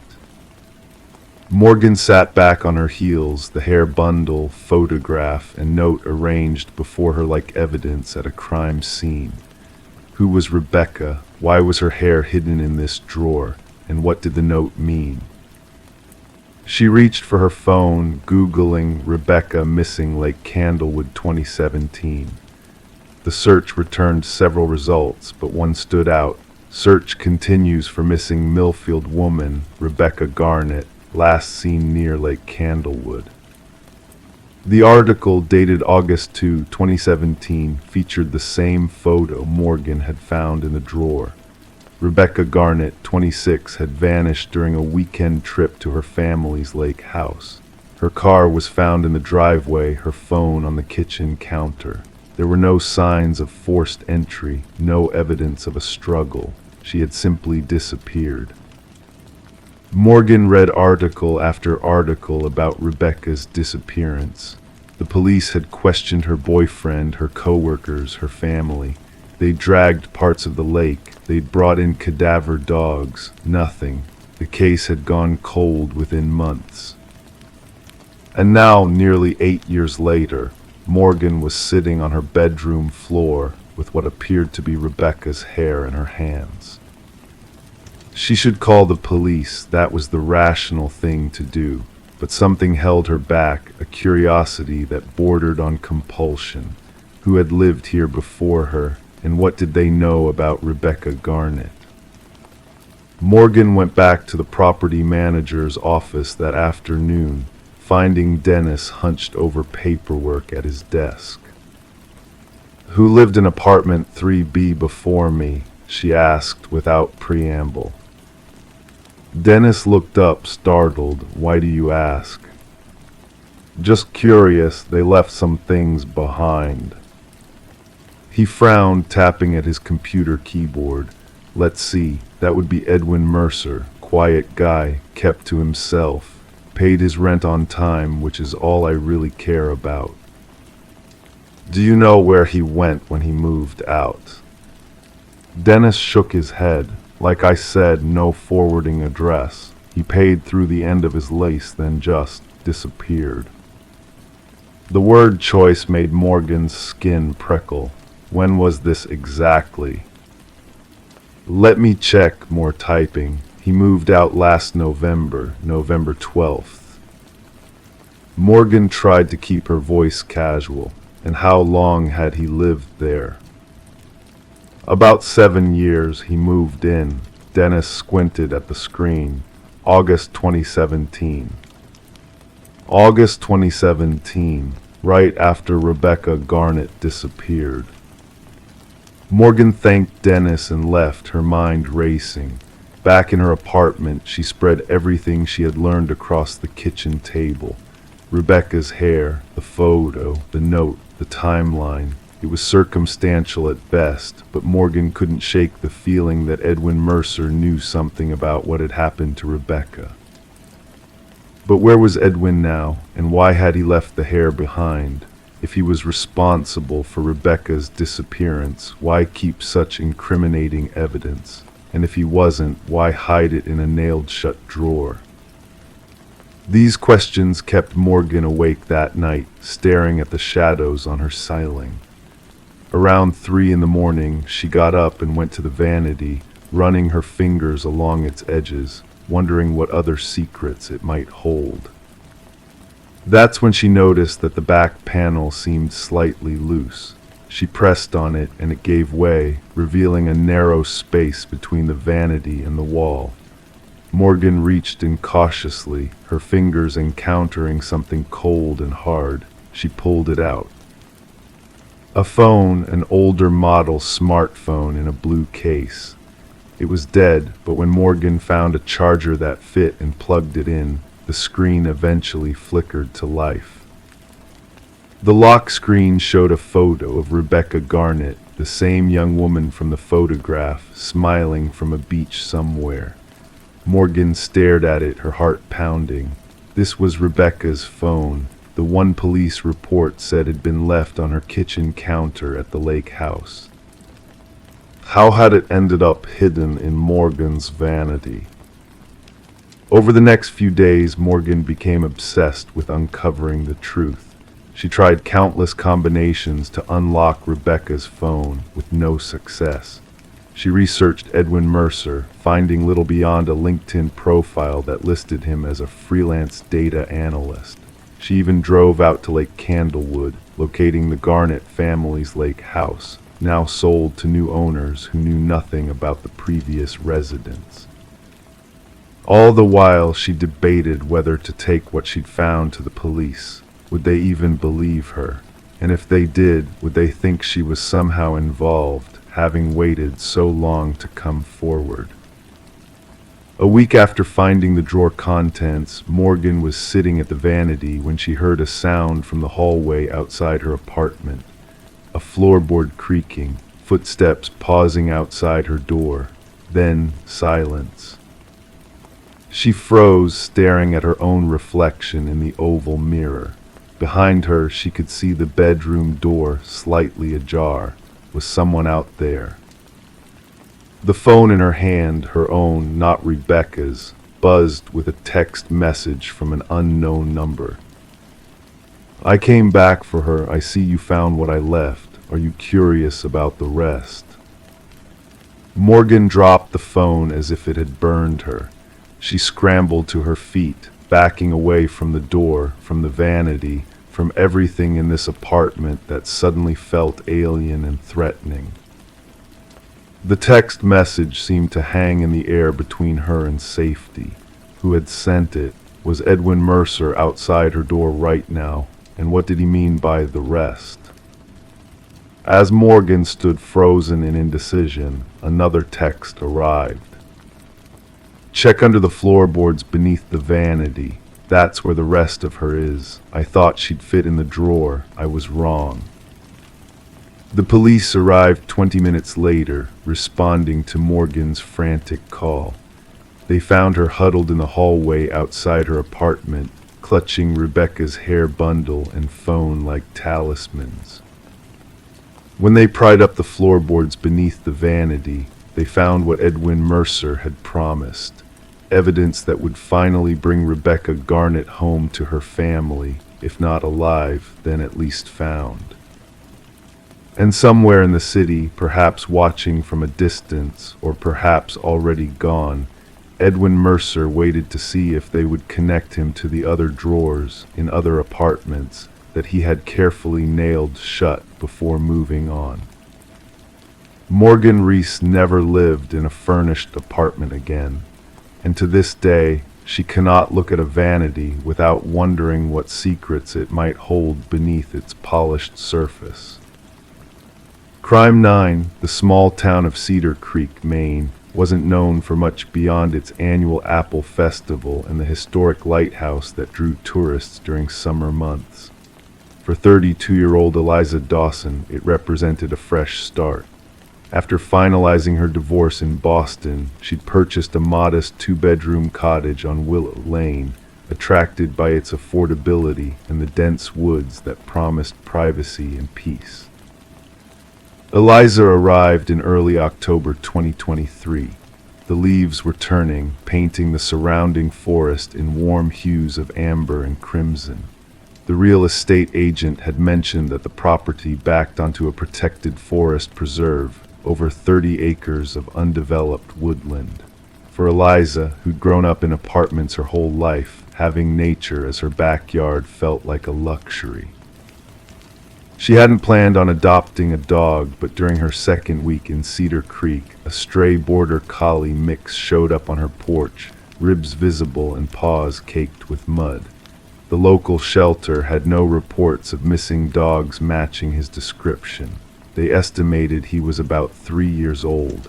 Eliza named him Cooper and welcomed him into her new life. Her routine developed naturally. Mornings began with coffee on the back porch, watching Cooper explore the perimeter of her small yard before returning to sit beside her. Afternoons she spent writing freelance articles, and evenings often included walks with Cooper along the edge of the woods. She never ventured deep into the forest. The trails weren't maintained, and she'd heard stories about hikers getting disoriented among the similar-looking trees. November brought shorter days and a persistent chill. Eliza noticed Cooper's behavior changing subtly. He would stand at the edge of the woods, ears perked forward, staring into the trees with unusual focus. Sometimes he would bark, 3 sharp sounds that echoed before fading into the dense foliage. Eliza attributed it to wildlife, perhaps deer or raccoons moving through the underbrush. On the morning of November 17th, Cooper's barking woke Eliza before dawn. She found him at the back door, agitated in a way she hadn't seen before. When she opened the door, he bolted out and straight toward the tree line, something he had never done without her. Half-dressed in sweatpants and a hastily grabbed coat, Eliza called after him, but Cooper disappeared into the woods. The morning air bit at her exposed skin as she followed, calling his name. The forest floor was damp with recent rain, making each step uncertain. She had only gone about 50 yards in when she heard Cooper barking, not the alert bark she was familiar with, but persistent, urgent sounds. "Cooper," she called, pushing aside low-hanging branches. The trees gave way to a small natural clearing, no larger than her living room. Cooper stood rigid, hackles raised, fixated on what looked like a small mound beneath a pine tree. As Eliza approached, the shape became clear. A tent, military green, partially collapsed on one side, but clearly a temporary shelter. It was small, a one-person backpacking tent designed for minimal visibility. Cooper wouldn't approach it. He circled, maintaining distance, his eyes never leaving the zippered entrance. Something about his behavior made Eliza hesitate. The tent looked abandoned yet purposeful in its placement, hidden from casual view but positioned where it would have a direct line of sight to the back of her house. "Hello," she called, her voice sounding unnaturally loud in the morning stillness. "Is anyone there?" No response came from the tent. Eliza took her phone from her pocket, relieved to see she still had signal, though weak. She took a photograph of the tent, then slowly approached. Cooper whined but stayed close to her legs. The entrance zipper was pulled completely closed. Eliza noticed something unusual. It appeared to be zipped shut from the inside. A chill that had nothing to do with the November air traveled up her spine. She took a step back, debating whether to return home and call the local police. But curiosity, mixed with a need to understand what this tent was doing so close to her property, pushed her forward. Using a fallen branch, Eliza carefully pulled at the zipper tab. The sound of teeth separating seemed amplified in the quiet woods. Cooper growled softly. The entrance opened enough for Eliza to peer inside, revealing a cramped, abandoned living space. A sleeping bag lay unrolled but empty.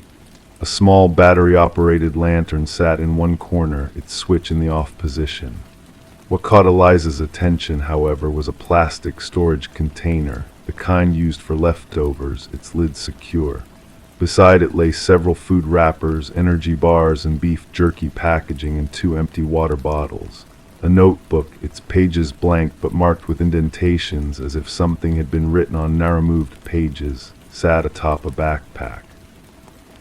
Eliza's fingers trembled slightly as she reached for the plastic container. It wasn't locked, just sealed with a simple snap lid.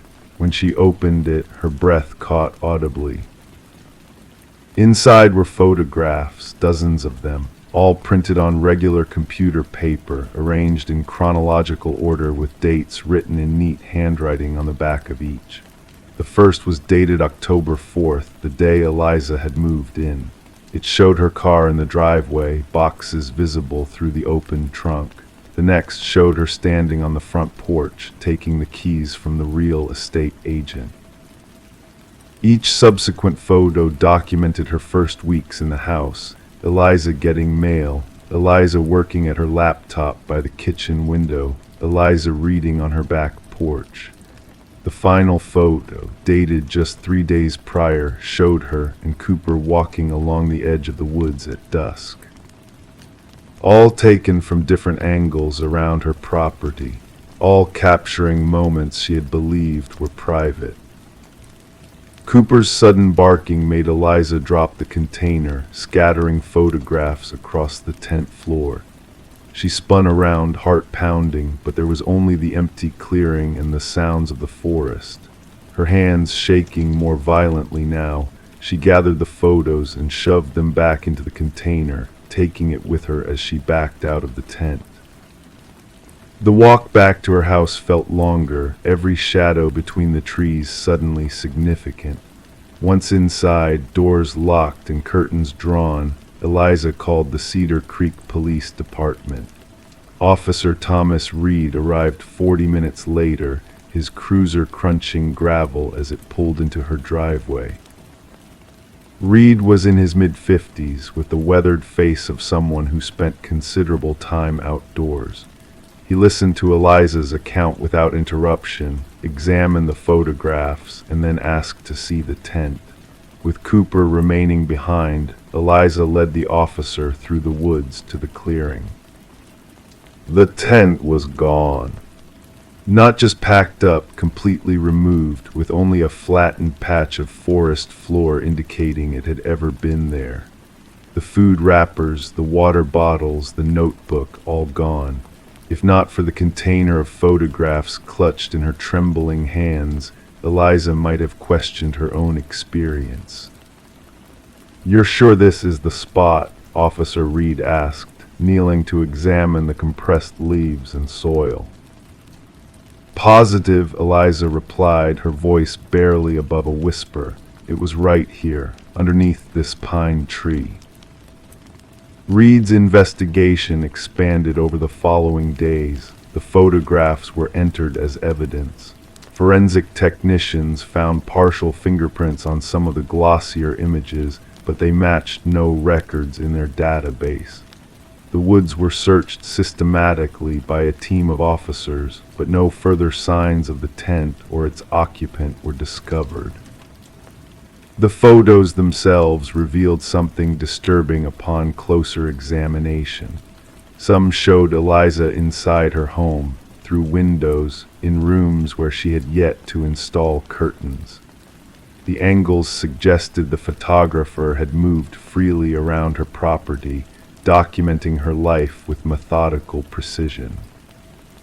Neighbors were interviewed. A family 2 houses down mentioned seeing an unfamiliar blue sedan parked along the road several times in October, but couldn't recall specific dates or details about the driver. The elderly woman across the street reported hearing footsteps around her yard late one night, but had assumed it was local teenagers. Officer Reed arranged for increased patrols in the area and advised Eliza to install a security system. She did so immediately, adding cameras that covered every approach to the house and motion-activated lights that illuminated the yard and the edge of the woods. Cooper's behavior gradually returned to normal, though Eliza noticed he still occasionally stared into the trees with unusual focus. She never walked the perimeter of her property without him now. 3 weeks after finding the tent, Eliza received a plain white envelope in her mailbox. No stamp, no return address hand-delivered. Inside was a single photograph showing her and Officer Reed returning from the woods on that first day, their backs to the camera as they walked toward her house. Written across the bottom in the same neat handwriting was a simple message: "I liked watching you discover my home." The investigation continues. Eliza still lives in the house on Willow Lane, though she rarely uses her back porch now. The woods behind her property remain undisturbed, at least visibly. Cooper still accompanies her everywhere, his senses attuned to changes in their environment that Eliza might miss. Sometimes when she can't sleep, Eliza sits by her bedroom window, watching the tree line for movement, wondering if somewhere in those woods someone is still watching her. The photographs are in police custody now, but their images remain vivid in her mind, a methodical documentation of a life she thought was private, a presence she never invited. The residents of Cedar Creek lock their doors more consistently these days. Parents don't let their children play unsupervised at the edges of the woods. Everyone looks a little more carefully at unfamiliar cars that drive slowly down their streets. And in Eliza's backyard, where the lawn meets the forest, the motion-activated lights frequently illuminate empty space, triggered by something or someone that never seems to be there when she looks. Story 10. In the stillness of the night, a young woman felt the urge to refresh the nursery before her impending motherhood. The room's walls held a faded blue hue, a color that seemed to whisper tales of bygone days beneath its surface. As she carefully applied the first strokes of white paint, a hidden secret began to unveil itself, emerging from the depths below. At first, the revelation was faint, almost imperceptible, but gradually the hidden message became clearer, etched beneath the layers of paint. "Don't let it hear you." Her breath hitched in her throat, a shiver running down her spine. Stepping back to take in the unsettling discovery, her eyes widened as she noticed something peculiar: tiny handprints imprinted in the fresh coat of paint, positioned too high on the wall for any child to have reached. This mysterious find within the nursery of the Morgan residence marked the genesis of what would later be known as the Whispering House case. The young couple had acquired the Victorian-style home not long ago, lured by an unbelievably low price that concealed a hidden history. The real estate agent had glossed over the property's dark past, mentioning only minor cosmetic issues. Detective Sarah Klein, with her notebook in hand, rang the doorbell of the residence. A pregnant woman answered, her belly swollen beneath paint-splattered overalls. Weariness shadowed her eyes, evidence of sleepless nights spent in worry. As the detective listened to the woman's trembling account of the message and handprints, a tale of abrupt departure by the previous owners unraveled. The neighbors had whispered of a hasty exit in the dead of night, with no moving truck in sight, only essentials packed into their car. Exploring the historic home, Detective Klein's footsteps echoed on creaking floorboards, leading her to the nursery where the unsettling discovery awaited. The partially painted walls still bore the cryptic message, a chilling reminder of the hidden past. Beside it, 5 small handprints stood out in the wet paint, positioned at a height only reachable by an adult. Back at the precinct, Detective Klein delved into the property's records, uncovering a troubling pattern of ownership changes. The house had passed through 8 hands in 3 decades, an unusually high turnover rate. More disturbing were the child welfare reports linked to 3 of those families, detailing whispers and unseen watchers plaguing the children.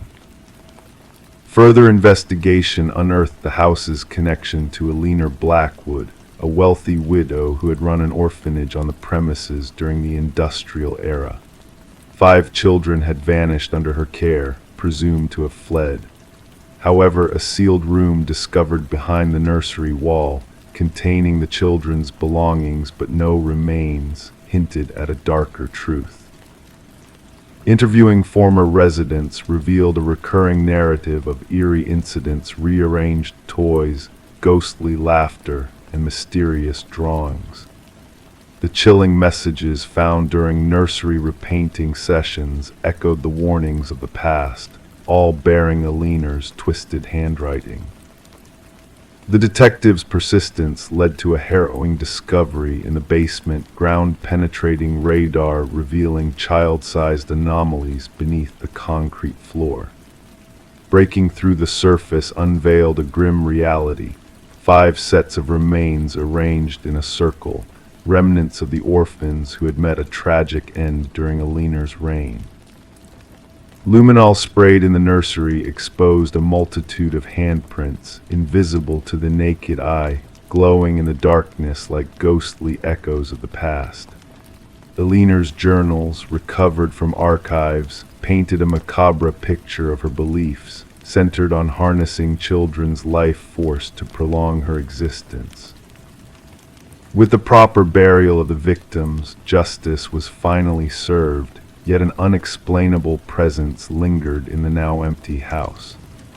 The nursery walls were raised, but whispers of children's voices persisted in the debris, driving away even the bravest workers after dusk. The condemned house became a silent witness to the unspeakable, a cold case entombed in dusty archives. Detective Klein's final report, adorned with haunting photographs of luminol handprints and hidden messages, stood as a testament to the lingering mysteries that transcend time and paint, whispering of unspoken truths that endure beyond closure. Story 11, the apartment lay silent and still, untouched for months before the new tenants arrived. They entered with low expectations, anticipating only dust and perhaps a few forgotten remnants of the past. Yet as they explored, one door stubbornly refused to yield to their efforts. A closet locked from within held a secret waiting to be unveiled. When the landlord finally forced the door open, the tenants braced themselves for the expected clutter of old coats and discarded items. Instead, they were met with a sight that sent shivers down their spines. The walls bore deep, jagged scratches etched into the wood, a testament to some unknown struggle. And in the corner, an ancient flip phone lay dormant, its screen illuminated by a single unread message. Detective Morgan Shaw, a seasoned investigator, found herself unsettled by the scene before her. It wasn't the presence of blood or signs of violence that unnerved her, but rather the silent plea of those scratch marks, a silent cry for help, a desperate battle for freedom. Turning to her partner, Officer Reed, she instructed, "We need forensics here immediately, and fetch me the records of the previous tenants." The message on the forgotten phone simply stated, "I know what you did." The landlord, a man plagued by nervousness and clammy hands, revealed that the previous tenant, a quiet young woman named Emma Caldwell, had vanished without a trace, leaving behind unpaid rent. "She kept to herself, caused no trouble," he muttered, avoiding the ominous closet. Forensic analysis uncovered a chilling revelation within the scratch marks on the wall's multiple blood samples, most belonging to Emma herself. However, two distinct DNA profiles emerged. One remained a mystery, unidentifiable in the system. The other matched a man who had supposedly perished in a car crash 2 years prior. Shaw's brow furrowed in disbelief as she studied the perplexing findings. Emma's apartment hinted at an interrupted existence: unopened mail, a lone coffee mug in the sink, a meticulously made bed. Her phone records painted a picture of routine conversations with her sister abruptly halted, replaced by a flurry of calls from an unknown number in the weeks leading up to her disappearance.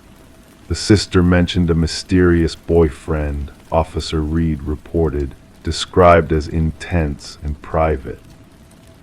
Surveillance footage captured the haunting moment when Emma entered her building one fateful night, trailed shortly after by a shadowy figure in a baseball cap. The pieces began to align when partial fingerprints matching the presumed deceased Derek Mercer were discovered on the closet's interior doorknob. "He staged his death," Shaw murmured, piecing together the puzzle. "But why and what link does he share with Emma?" The unidentified DNA sample led them to another missing person, Lynette Porter, who had vanished years earlier. Shaw's investigation unveiled a grim connection between the two cases, linking Mercer to a twisted web of deception and cruelty. Lynette, found alive but emaciated in a secluded property owned by Mercer's family, whispered haunting words of torment and captivity. As the evidence mounted against Mercer, journals of control, photographs of his victims, and chilling video recordings of Emma's final moments, a manhunt ensued, spanning across jurisdictions. The psychologist's profile of Mercer painted a sinister picture of a man driven by a desire to inflict suffering and witness the erosion of hope in confined spaces. Upon Mercer's capture, a new identity in hand and plans for escape thwarted, he maintained an eerie composure during interrogation. "She sent that message herself," he coolly asserted, deflecting culpability. The trial exposed Mercer's elaborate charade of death, his sinister schemes unraveling under the weight of irrefutable evidence. The jury swiftly delivered a guilty verdict, condemning Mercer to a life behind bars. Lynette Porter, standing tall in the courtroom, declared, "While he languishes in darkness, I choose to bask in the light." The case spurred a reevaluation of missing persons protocols, emphasizing the importance of scrutinizing relationships and rental properties in investigations. Detective Shaw preserved the closet door from Emma's apartment, a stark reminder of the silent struggle that unfolded within those walls, a testament to resilience in the face of unspeakable darkness. And as the night's shadows deepened, casting a cloak of tranquility over the world, the tale of survival and justice whispered its soothing lullaby, guiding weary souls into the realm of dreams. Story 12. In the heart of the town, the old library stood with its walls whispering forgotten tales. Plans were in place for its demolition, a fate sealed by progress and modernity. The workers toiled diligently, their tools echoing through the dusty halls, each strike bringing the end closer. Yet fate had other plans hidden beneath the layers of time. As the workers neared the final stages, a subtle twist of destiny unfolded. A worker, his hands calloused from years of labor, stumbled upon a secret latch concealed within the depths of a worn bookshelf. With a soft click, the facade of the bookshelf swung open, revealing a passage shrouded in shadows, beckoning like a forgotten memory. The narrow passage led to a hidden room, a sanctuary untouched by the hands of time. The air hung heavy, thick with the weight of decades of solitude. No furniture adorned the room except for a solitary chair, its existence a stark contrast to the barrenness that surrounded it. Bolted to the floor, it stood as a silent sentinel, a witness to the mysteries that unfolded within those walls. On the wall, etched repeatedly as if a mantra of the lost, were the haunting words, "I am still here." A chill crept through the spines of those who dared to enter, a sense of foreboding lingering in the stagnant air. The construction foreman wasted no time and radioed for the authorities, sensing that what lay beyond the hidden room's threshold was not meant for mortal hands to unearth. Detective Morgan Walsh, a seasoned investigator with a gaze that could pierce the veil of darkness, arrived at the scene. His footsteps echoed in the confined space as he surveyed the cryptic message that adorned the walls. The air hummed with an eerie stillness as Walsh commanded the officers to secure the area, his voice a solemn echo in the chamber of secrets. The history of the library cast a shadow of intrigue over the unfolding mystery. Once belonging to the esteemed Harrington family, the building had been a beacon of knowledge until tragedy struck. The disappearance of their daughter, Rebecca, had cast a long shadow over the family, leaving unanswered questions lingering in the air like a haunting melody. Forensic technicians delved into the hidden room, unraveling the threads of a sinister tapestry. Hair and fibers clung to the chair, whispers of a struggle long forgotten. Traces of blood and skin cells painted a macabre portrait on the scratched walls, hinting at a story untold, a tragedy buried beneath the facade of normalcy. Walsh delved deeper, unraveling the threads of the Harrington family's past. The timing of the library's donation raised suspicions, a puzzle piece in a larger enigma. The contractor, a shadow of the past, held secrets within the walls he erected, secrets that echoed through the passage of time. As the investigation unfurled, a chilling revelation emerged. The DNA found in the hidden room matched that of Rebecca, weaving a tale of captivity and betrayal. Maxwell Harrington, the family patriarch, stood at the center of the storm, his facade of respectability crumbling under the weight of truth. In a quiet coastal community, Maxwell faced the echoes of his past. The leather-bound journal, a damning testament to his descent into darkness, held the key to a mystery long buried. The truth, a bitter pill to swallow, revealed a heinous crime committed in the name of family honor. Rebecca's remains, a somber reminder of a life cut short, lay beneath the floor of the hidden room, a silent witness to the horrors she endured. Justice, a slow-moving specter, finally caught up with Maxwell, sealing his fate in the annals of history. The library, once slated for destruction, now stood as a monument to the fallen, a testament to the darkness that lurked behind closed doors. Flowers adorned its entrance, a gesture of remembrance for a life lost but never forgotten. And in the quiet whispers of the wind, Rebecca's message echoed eternally. "I am still here," a haunting melody of justice served and peace found in the shadows of the past. Story 13. The hotel appeared worn, forgotten, a temporary stop for weary travelers. The receptionist handed her the key with a peculiar expression. "Just avoid the last door on the left," he whispered cryptically. Intrigued, she felt drawn to it that night. Walking down the shadowy corridor, she hesitated in front of it. The doorknob chilled her hand. The door seemed ordinary, yet when she pressed her ear to it, she heard a faint breath from the other side. Detective Morgan Reed yawned and entered the room, slipping under the caution tape sealing off the crime scene. A metallic scent lingered in the air, unmistakable. Blood stained the floor, blending with the dim carpet's patterns. The room held contradictions, a pristine bathroom, an untouched bed, and the gruesome sight in between. A young woman lay motionless, her blonde hair splayed around her like a halo. Her vacant eyes seemed to stare into eternity, frozen in a mix of surprise and fear. Reed knelt beside the victim, careful not to disturb the evidence markers. The forensic expert spoke matter-of-factly, "Third one this season, same as the others."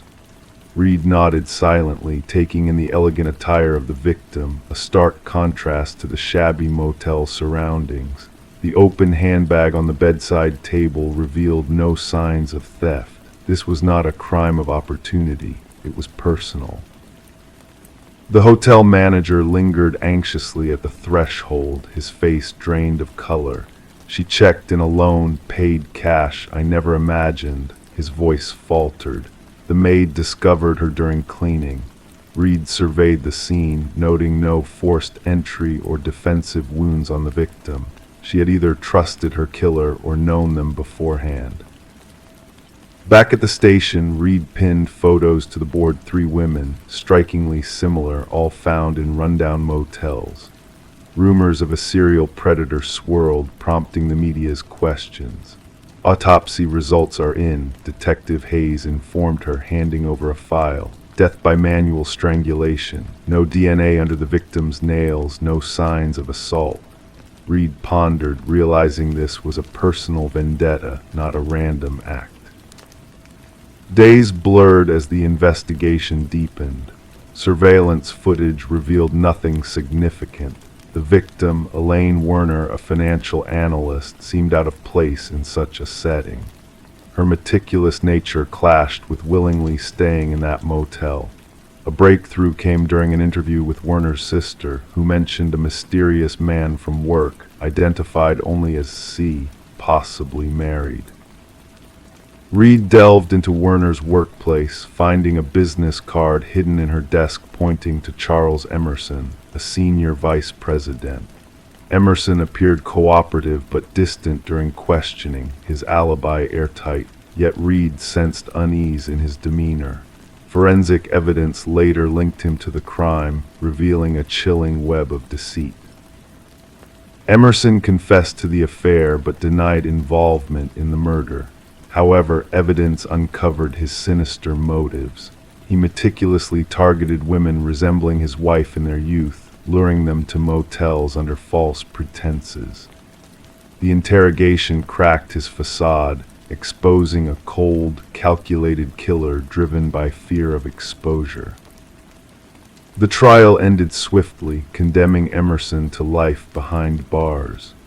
As he was led away, Reed caught a glimpse of emptiness in his eyes, a void where empathy should have resided.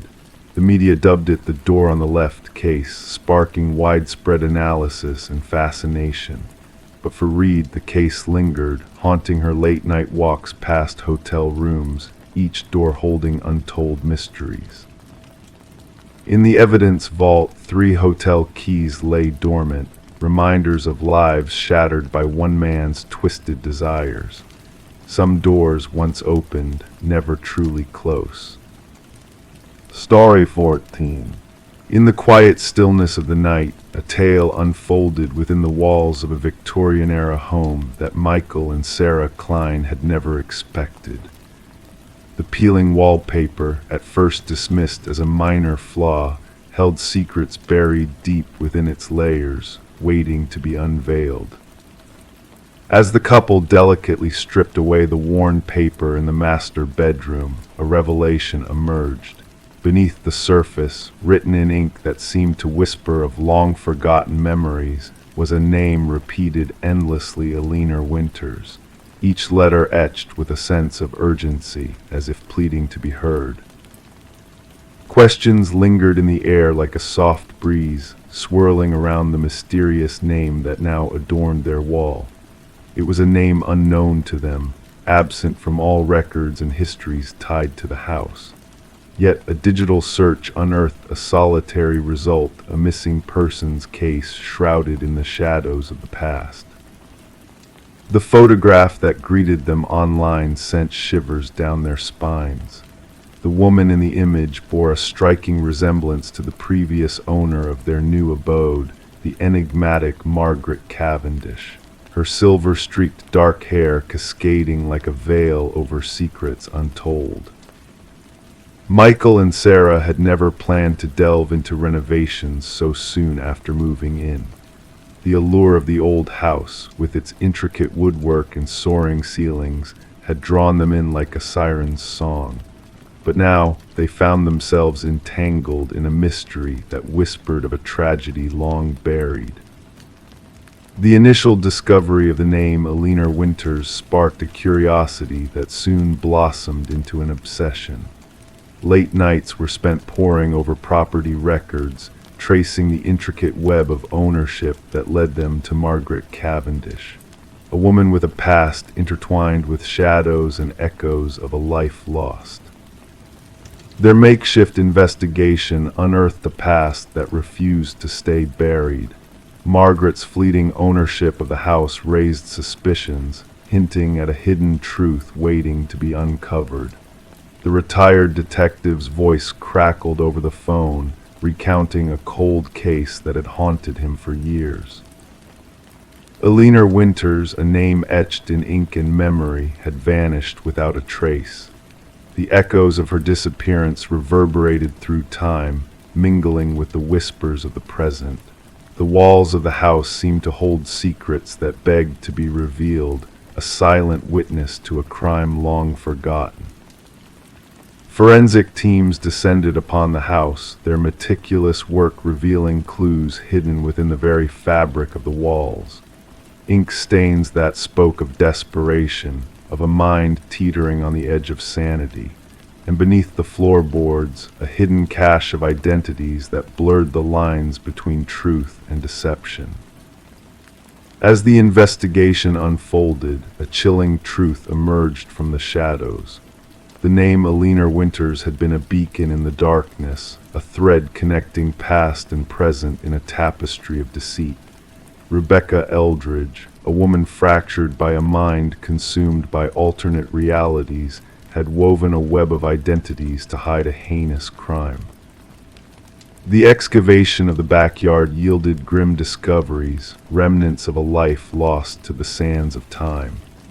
Alina Winters found at last beneath the earth, her story finally coming to light, and Rebecca, known to the world as Margaret, stood on the precipice of truth and fiction, her fractured mind laid bare. In the end, justice prevailed, albeit delayed by 3 decades of shadows and silence. The house that once held secrets now stood as a testament to a crime solved, a mystery unraveled.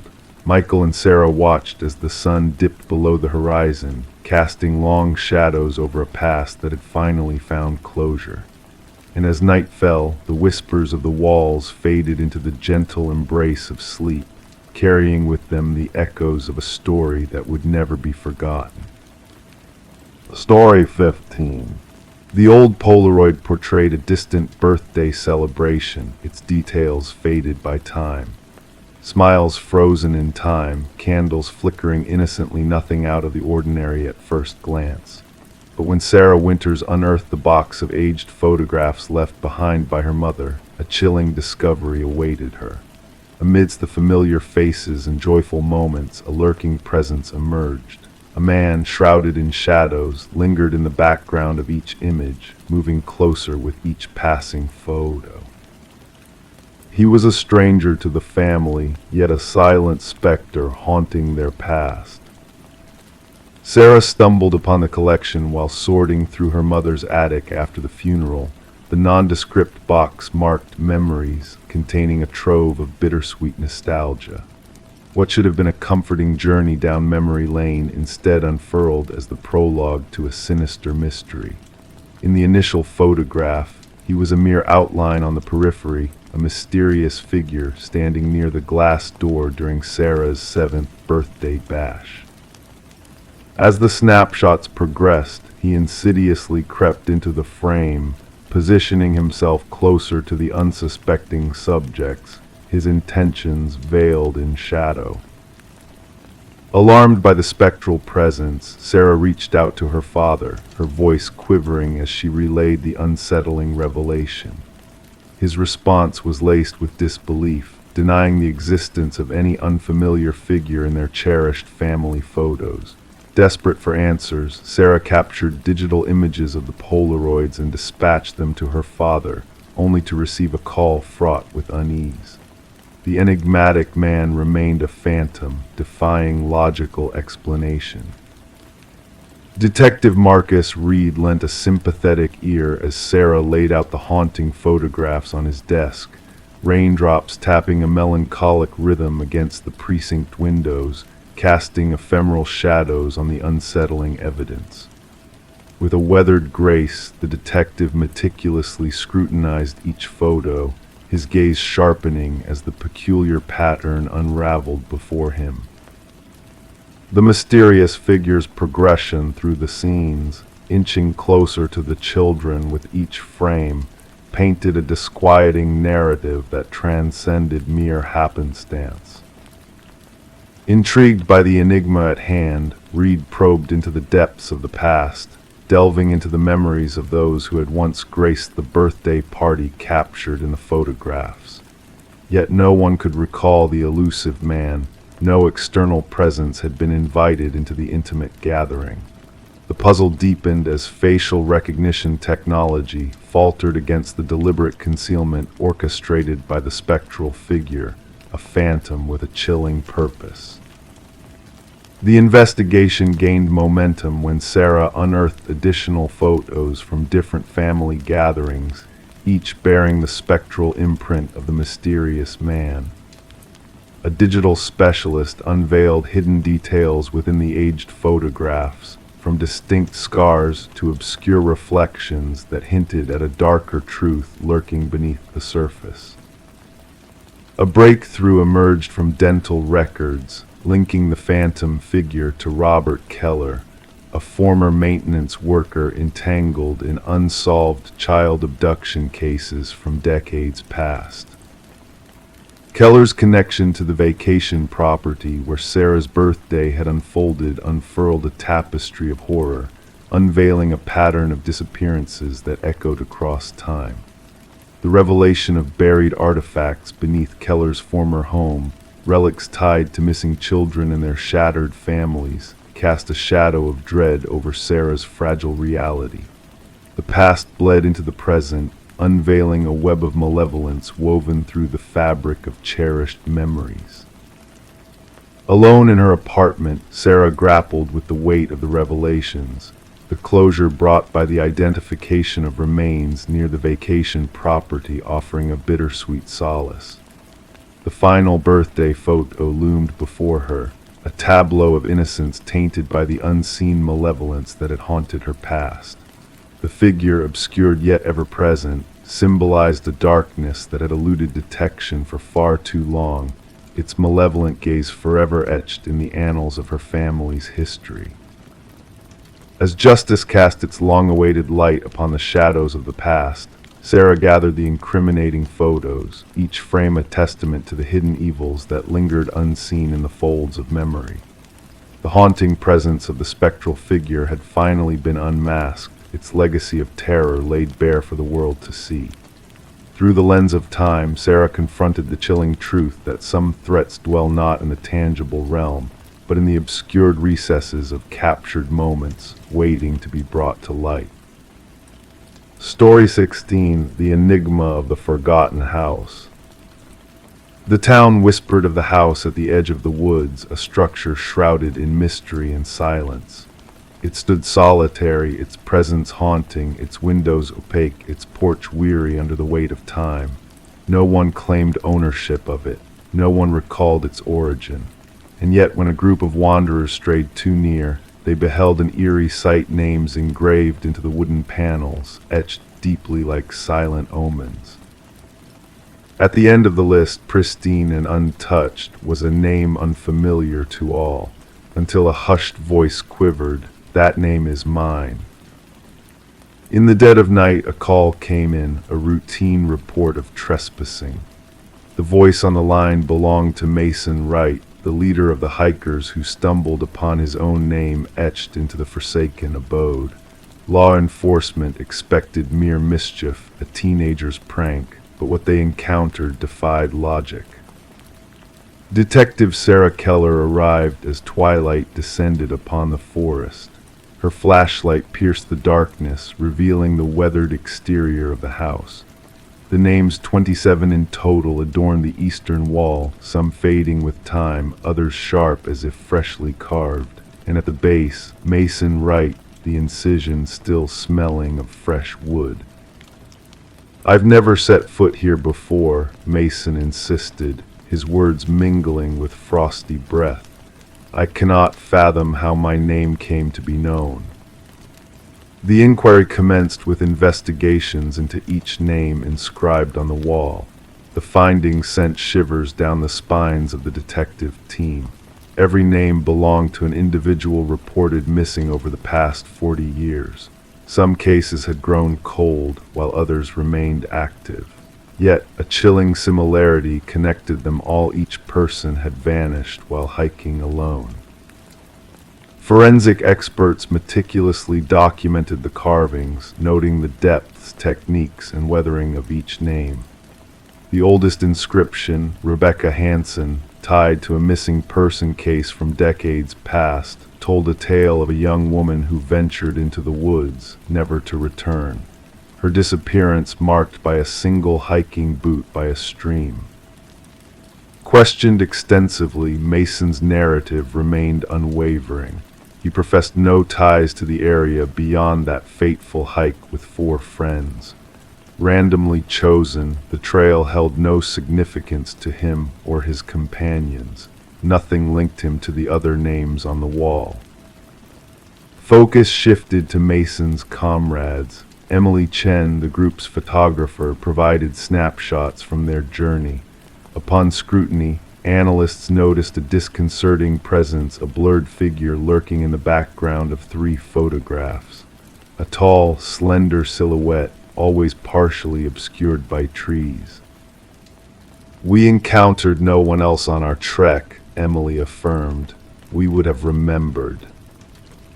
A search of the house's interior unveiled an unsettling revelation. Amidst the desolation in the basement lay a macabre arrangement. Personal effects of the missing hikers adorned neat shelves: watches, backpacks, cameras, wallets, all labeled with names matching those outside. Bloodstains, concealed attempts to erase them, and a haunting absence of bodies beneath the dwelling. As scrutiny deepened, Mason's behavior grew erratic. Whispers plagued him, phantom footprints trailed to his door, and shadowy figures lurked in the periphery. Assigned protection, his paranoia escalated. A breakthrough surfaced from Buried County records a recluse, Victor Blackwood, owned the house. Scarce sightings painted him as a tall, gaunt figure evading interaction, his vanishing uninvestigated. A warrant led to a search of the surrounding woods, unveiling hunting blinds strategically positioned along trails. A journal within one detailing observations of hikers, evolving from animals to prey, culminating in meticulous plans to ensnare each victim. A manhunt ensued, spanning jurisdictions, yet Blackwood remained elusive. Mason vanished, leaving a cryptic message in his wake: the hunter becomes the hunted. Weeks passed with no trace of Mason. A chilling discovery during a secondary search of Blackwood's abode revealed a hidden workshop, a freshly carved name recognizable to Detective Keller. The lead forensic technician, missing that very morning, now a target. Surveillance enveloped the house, awaiting the predator's return. 3 nights later, sensors stirred. Security footage captured a specter emerging from the forest, tall, slender, and ethereal. Tactical teams closed in, only for the figure to vanish without a trace. To this day, the house remains under watchful eyes. Mason and the technician remain lost, the investigation ongoing as similar vanishings grip forested regions. The names etched on the wall echo through law enforcement circles, a chilling reminder of the unspoken terrors that lurk. Hikers steer clear, fearful that a mere mention may consign them to a fate of silence, the names unuttered. Story 17.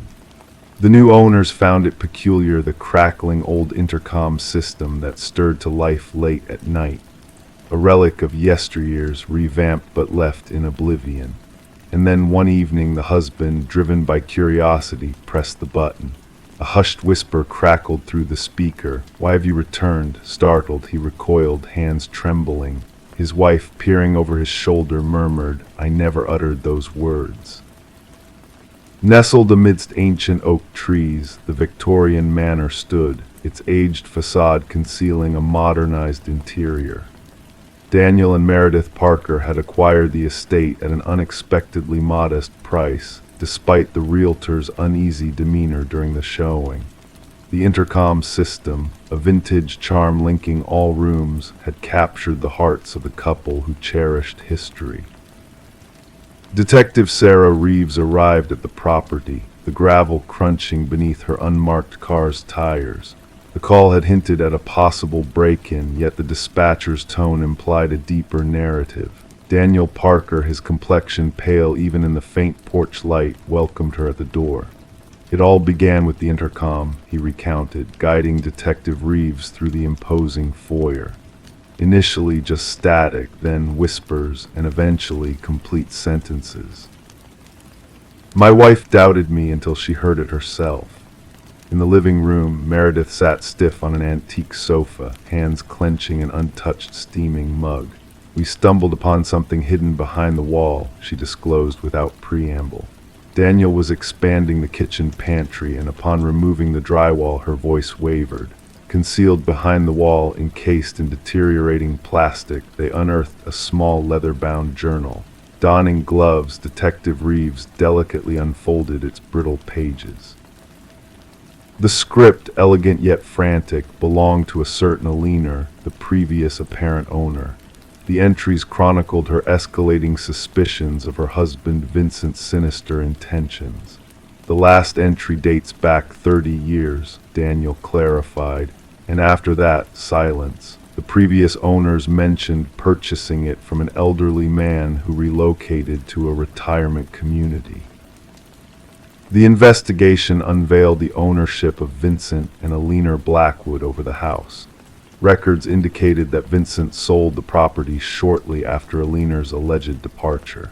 No divorce proceedings, no change of address, no financial activities under Alina's name post the final journal entry date. Detective Reeves marshaled a team to thoroughly scour the property. Ground-penetrating radar detected anomalies beneath the garden shed's concrete foundation. As the investigators breached the decades-old concrete, the truth emerged in the guise of human remains. Forensic analysis confirmed the skeleton belonged to a woman in her 40s, exhibiting signs of blunt force trauma to the skull. A golden wedding band discovered among the remains bore an inscription, "To Alina, my eternal love."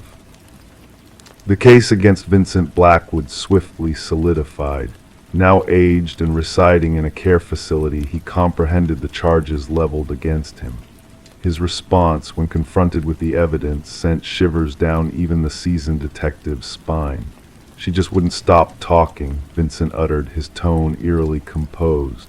"Always prattling through that cursed intercom, monitoring me, interrogating me.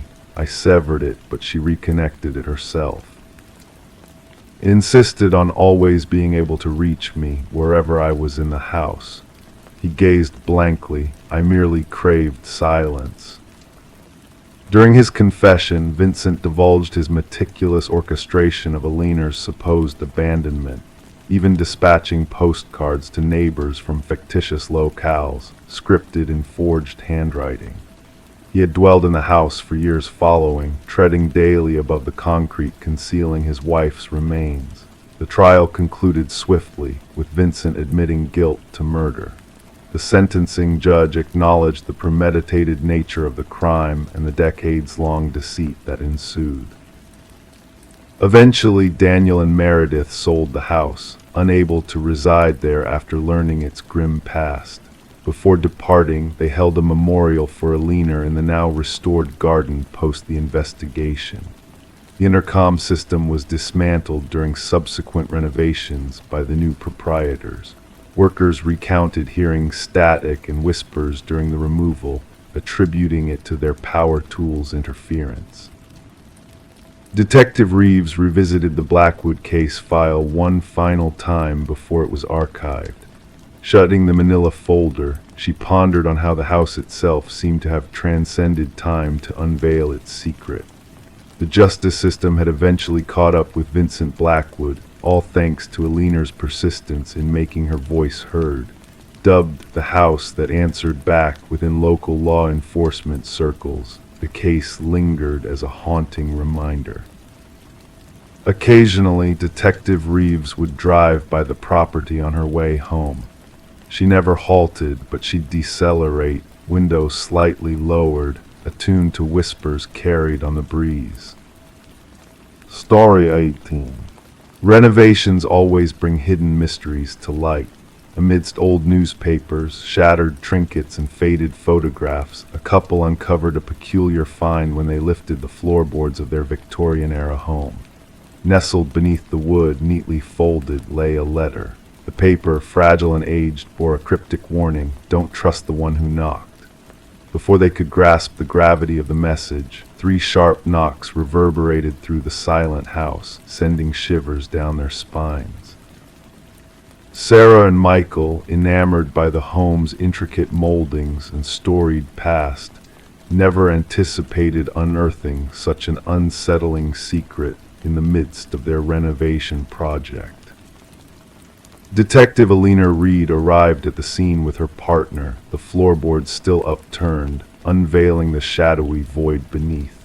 With weathered hands accustomed to handling evidence, she delicately retrieved the note, mindful of potential contamination from the couple's touch. As Sarah and Michael recounted the chilling knocks, Reed scrutinized their expressions, detecting genuine fear in their eyes. Background checks on the couple revealed no cause for suspicion. Newlyweds with solid credit and steady jobs, they seemed an unlikely target for intrigue. However, the house itself bore a complex history.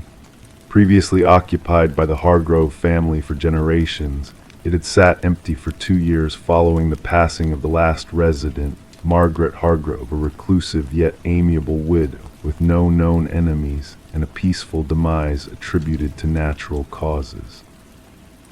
Despite the seemingly straightforward narrative, an unsettling aura lingered. Forensic analysis dated the enigmatic note back 2 decades, its distressed handwriting hinting at underlying fear or urgency. Margaret, in her 60s at the time, lived with her late husband, Franklin, whose passing preceded hers by 5 years. Reed delved deeper, scouring county records and interviewing acquaintances of the Hargroves, unearthing tales of Franklin's descent into paranoia during his final years as a retired teacher known for his woodworking craftsmanship. A breakthrough emerged during Reed's conversation with Margaret's elderly sister, residing in a nursing facility. Through fading memories, she divulged a chilling truth: Margaret's fear of the collector who came knocking thrice, demanding payment for Franklin's gambling debts. Despite Margaret's efforts to sell the house to settle the debts, Franklin's stubborn refusal perpetuated their harrowing predicament. Returning to the house with a forensic team, Reed orchestrated a meticulous search, ultimately unearthing a grim discovery beneath the foundation: a male skeleton, bearing the unmistakable marks of a violent end. Dental records negated the possibility of it being Franklin, whose remains had been cremated per his wishes. The wallet found alongside the remains identified the victim as Victor Mercer, a notorious loan shark and gambling collector who had vanished without a trace 2 decades prior. As pieces of the macabre puzzle fell into place through forensic evidence and Margaret's concealed diaries, a tragic narrative unfolded. Franklin, driven to a breaking point by Mercer's threats against his wife, resorted to deadly violence in a desperate bid to protect their fragile existence. The once tranquil crawlspace transformed into a silent witness to a gruesome act veiled beneath the floorboards. Margaret, burdened by complicity and fear, bore the weight of their shared secret alone after Franklin's passing. Her diary entries, laced with paranoia and dread, echoed the phantom knocks she claimed to hear, a haunting reminder of the past that refused to be buried. The case, laden with long-buried truths, closed with the belated justice served to Mercer's remaining kin. Sarah and Michael, unable to reconcile the home's haunting legacy, relinquished it to the past, leaving the renovations incomplete and the house forsaken. Whispers among locals spoke of spectral echoes in the night, a trio of knocks that pierced the silence, their origin shrouded in mystery. The ominous note, preserved in evidence, continued to bear its enigmatic admonition: "Don't trust the one who knocked." Margaret's cryptic warning lingered, leaving unanswered questions in its wake.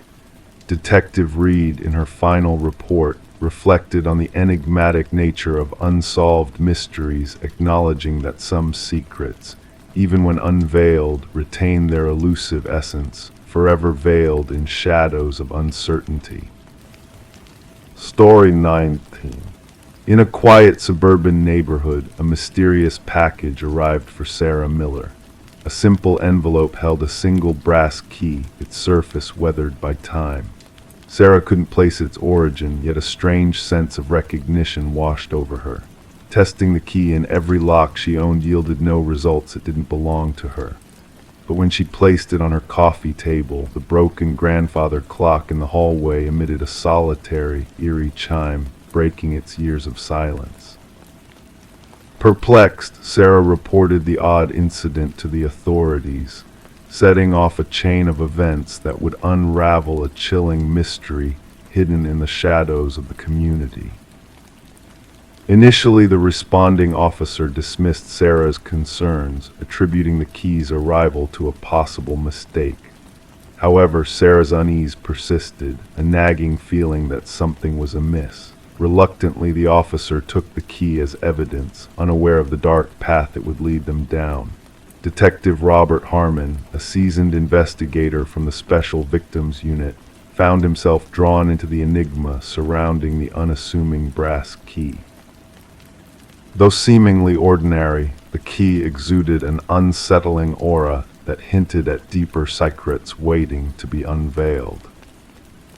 Background checks on Sarah revealed a life of normalcy: no criminal record, no suspicious activities.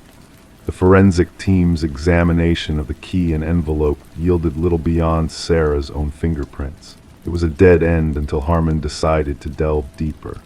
Running the key's unique pattern through the department's database unearthed a chilling connection to a cold case from 7 years prior, a case that had remained unsolved, shrouded in darkness and mystery. The key led Harmon to Harold Jenkins, a shadowy figure with a transient past who had once lived in close proximity to Sarah. As the investigation unfolded, a disturbing picture emerged of a man who had meticulously hidden his true nature behind a facade of normalcy. The discovery of a hidden room filled with identical brass keys, each bearing a name and date, sent shivers down the spines of the investigators. The keys were a macabre catalog of lives touched by unspeakable horror, hinting at the existence of more victims yet to be uncovered. As the manhunt for Jenkins intensified, the community grappled with the realization that a predator had lurked among them, unseen and unsuspected. The search culminated in a dramatic confrontation that ended with Jenkins taking his own life, leaving behind a trail of devastation and unanswered questions. The journal found beside his body offered a glimpse into the mind of a twisted individual, fixated on Sarah as a recipient of his grisly gift. The aftermath of the investigation revealed the extent of Jenkins' atrocities, shedding light on the lives he had extinguished and the families left shattered in his wake. Sarah, forever changed by the ordeal, could never return to the sanctuary of her home, haunted by the knowledge of how close she had come to the darkness that dwelled in plain sight. The legacy of the case lives on in the brass keys that now sit in an evidence locker, silent reminders of the lives lost and the shadows that lurk beneath the veneer of normalcy. Jenkins' chilling legacy serves as a stark warning of the depths of human depravity and the importance of remaining vigilant against the darkness that may walk among us, unseen and unnoticed. Story 20, the aged apartment exuded a sense of history with its creaking heating system and rattling pipes, a familiar background noise for its inhabitants, or so they thought, until she caught wind of it. A voice, barely audible yet unmistakably clear, drifted through the vents, distinct from the typical neighborly conversations. It whispered her name, beckoning her closer. Pressing her ear against the metal grate, she felt a chill brush past her cheek, followed by a soft, almost teasing declaration, "I know you can hear me." Detective Morgan Shaw stood immobile in the heart of the empty apartment, fixated on the rusted vent cover forcibly removed from the wall. The forensic team moved with precision around her, documenting every detail with flashing cameras. The missing person, Alina Reeves, had vanished without a trace until the building manager detected a foul odor permeating the air. What they unearthed within the ventilation system defied all logical explanation. Reports of voices coming through the vents, Officer Patel recited from his notes. Management dismissed her complaints, attributing it to the aging heating system's quirks. Shaw knelt by the vent, observing the deep, frantic scratch marks surrounding it. "These marks weren't made by tools," she murmured to herself. The gouges on the metal seemed like desperate fingernails clawing to break free from the inside. Alina, a beloved kindergarten teacher known for her nurturing smile and thriving houseplants, had left a void in the lives of those who knew her. Her absence was felt by her students, who crafted cards in her honor, and by her sister, who initiated the search.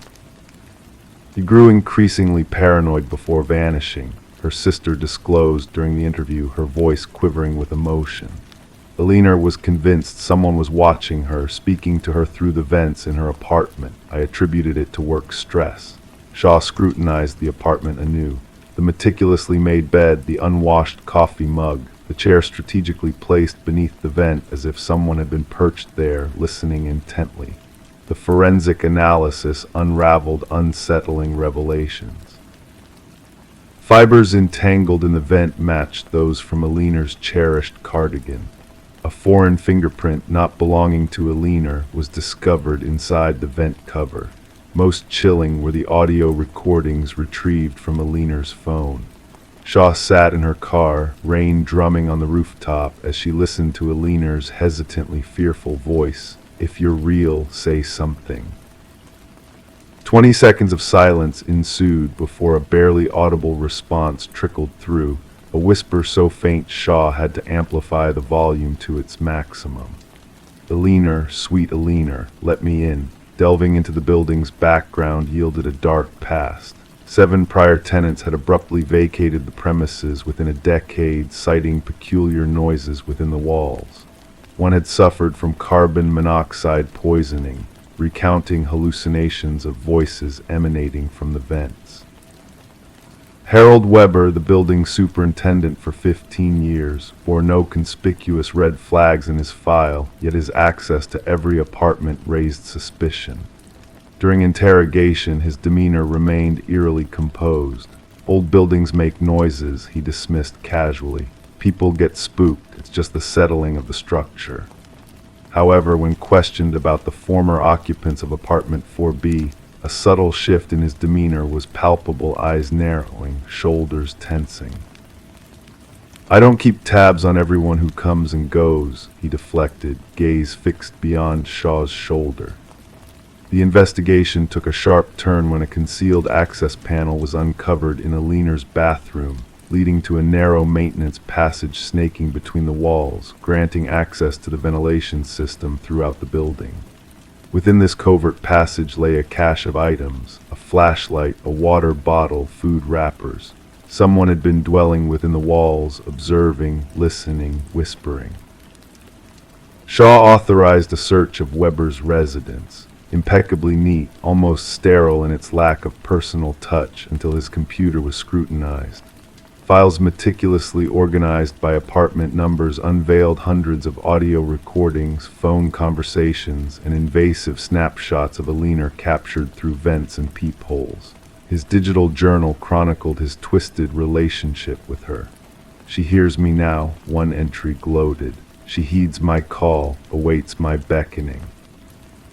Soon she shall join me within the walls." The damning evidence surfaced from a storage unit linked to Weber, housing mementos from past tenants' jewelry, photographs, attire preserved like macabre trophies of his connections. Weber made no resistance upon his late-night arrest attempt, flashing a serene smile as handcuffs secured his wrists. "They all succumb to my voice eventually," he remarked to Shaw during interrogation. "The edifice communicates through me." The coroner's report unveiled a harrowing truth. Alina had entered the ventilation system alive, likely lured in through the concealed passage. Traces of sedatives in her system indicated she was incapacitated, disoriented within the metallic labyrinth as she ventured deeper into the building's respiratory network, enticed by the whispers promising sanctuary. Subsequent to Weber's apprehension, families of former tenants came forward, recounting missing possessions and loved ones plagued by paranoia, convinced of being under surveillance. A recurrent pattern emerged over the years, an unseen predator lurking within the walls, selecting victims, studying them, until the whispers melded into their reality. At trial, Weber maintained an unsettling calmness. His legal counsel advocated an insanity plea, citing evaluations depicting delusions of symbiosis with the structure. The prosecution countered with meticulous scheming, altered vents, concealed passages, detailed logs of his victims' routines. After a mere 4-hour deliberation, the jury rendered their unanimous verdict, guilty on all counts. As Weber exited the courtroom, he turned to Shaw, a smile devoid of warmth in his eyes. "They'll always perceive my presence," he intoned. The edifice retains their echoes, the whispers persist. The vacant apartment building now stands as a somber testament. Despite renovations, changing ownership, fresh coats of paint, tenants remain transient. Reports abound of peculiar sounds emanating from the vents, whispers in the walls, chilling drafts carrying spectral voices. The heating system groans, the pipes rattle. It's nothing out of the ordinary, or so they reassure themselves. Story 21: The Realtor's Secret. The listing by the realtor made no mention of a basement. The blueprints, carefully examined by the eager family, revealed no hint of its existence. Yet as they peeled back the worn carpet in their new suburban home, a hidden door emerged, concealed beneath layers of time. The handle, heavy and rusted, resisted their efforts until 3 sets of hands finally wrenched it open. A rush of stale air, thick with the essence of damp earth, enveloped them as they descended the steps into the unknown depths below. Anticipating a storage space, they were met instead by a single chair illuminated by a swaying light bulb. Behind it, a row of photographs hung on the wall, capturing moments from their own lives. The Mercers, seeking character and history in their new abode, had not foreseen the extent of the house's dark past intertwining with their present. Detective Sarah Connors, accompanied by her partner, arrived at the scene to find the basement already a hive of activity, the crime scene unit meticulously documenting every detail. Mrs. Mercer's voice trembled over the phone as she described the chilling discovery beneath their living room floor. Connors wasted no time, instructing her team to secure the area and collect evidence before anyone else ventured below. The basement, small and suffused in a ghostly light, held a chair bolted to the floor beneath the harsh glow of a single bulb. But it was the wall of photographs that drew the detectives' gaze, images meticulously arranged, capturing the Mercers in their most intimate moments, each print marked with precise timestamps tracing back weeks. As the investigation unfolded, revealing no signs of forced entry or theft, the past of the property began to unravel. Previous owners had come and gone, each staying briefly before departing in haste, leaving behind a trail of unspoken dread. The house had a secret, a hidden chamber where an unseen observer had meticulously documented the lives of its unsuspecting inhabitants. Delving deeper, the investigators uncovered a clandestine monitoring station concealed behind the wall of photographs. A journal filled with chilling observations and handwritten by the house's elusive builder, Edward Kelvin, hinted at a disturbed mind fixated on the families within his creation. Kelvin's spectral presence loomed larger as evidence mounted, revealing a twisted fixation on the families who had unknowingly shared his dwelling. His voyeuristic tendencies, captured in audio recordings and hidden cameras, painted a picture of a man lost in his own delusions, believing himself the rightful guardian of the house and its transient occupants. The manhunt that ensued led to the discovery of Kelvin, a gaunt figure hiding in the shadows of the house he had built, his presence a specter haunting the very walls he had crafted. His detached demeanor during questioning, his conviction that the families had willingly become his subjects, painted a portrait of a man untethered from reality. As the legal proceedings unfolded and the true extent of Kelvin's surveillance network came to light, the families who had inhabited the house were left reeling, grappling with the violation of their privacy and the unsettling realization of their unwitting roles in Kelvin's twisted narrative. With the demolition of the property and the erasure of Kelvin's physical legacy, the family sought solace in the hope that the specter of the past would fade with time. Yet in quiet moments, they found themselves casting wary glances at the corners and crevices of their new homes, questioning if they were truly alone, if the echoes of the past still lingered, unseen and unheard, within the walls that once sheltered them. Story 22. The ancient box lay hidden beneath layers of forgotten clutter in the dusty attic, a relic left behind by the previous occupants of the house. Among its contents were faded Polaroids capturing moments of joy and celebration, typical snapshots of family gatherings and birthdays, harmless scenes frozen in time. But as she reached the final photo, a sense of unease settled over her. The image depicted her very own living room, the familiar couch, the familiar curtains. Yet the family captured in the photograph was not hers, and in the background, barely discernible in the dim light, stood a man in the hallway watching. A shiver ran down Rebecca's spine as she scrutinized the photo, her fingers trembling slightly, causing the edges of the Polaroid to quiver. The family in the picture, a woman with honey blonde hair, a man with thick glasses, and two children smiled cheerfully at the camera, oblivious to the looming figure lurking in the shadows behind them, their expressions frozen in a moment of happiness, unaware of the lurking danger so close by. Descending the creaking wooden staircase, Rebecca felt the weight of the house pressing down on her, suffocating in its emptiness. Placing the unsettling photograph on the kitchen counter, she gazed at it under the harsh glow of the fluorescent light. The resemblance between her home and the scene in the picture was uncanny. The archway leading to the hallway, the intricate crown molding, the bay window bathing the room in morning light. This was undeniably her house, yet these strangers inhabited it in the captured moment. A weathered detective named Morgan arrived, clad in a worn leather jacket that bore witness to countless investigations.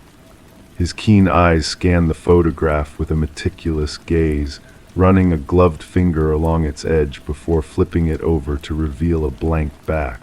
"What do you know about the family who sold you this house, the Nelsons?" he inquired in a deep, rumbling voice. Rebecca confessed very little. The sale was handled through a realtor, and they had already relocated out of state. Morgan nodded, his expression inscrutable. "May I borrow this? Our team might be able to identify the family in the photo." And so the investigation commenced in silence. Delving into the past, Rebecca discovered that the Nelsons had acquired the house from the Crawfords, who had inhabited it for 7 years before vanishing abruptly. Prior to the Crawfords, the Mornos had owned the property for almost a decade. Detective Morgan meticulously traced the history through property records, interviews with former neighbors, and the construction of a timeline tracing the occupants. Unexpectedly, a breakthrough emerged. A retired mail carrier recognized the family in the photograph. "Those are the Sutherlands," he affirmed. "They lived in that house for only a year before disappearing without a trace. Mail piled up, and everyone assumed they had moved away without informing anyone. The Sutherland family had vanished, leaving no trace behind. 4 souls gone without a whisper. No forwarding address, no school enrollments for the children, no sign of financial activity. As if they had evaporated into thin air." Forensic analysis dated the Polaroid to about 15 years prior. The technician pointed out minute details within the image, the peculiar pattern of dust particles suspended in the air, the eerie stillness of the subjects. "This was taken using a timer," she elucidated.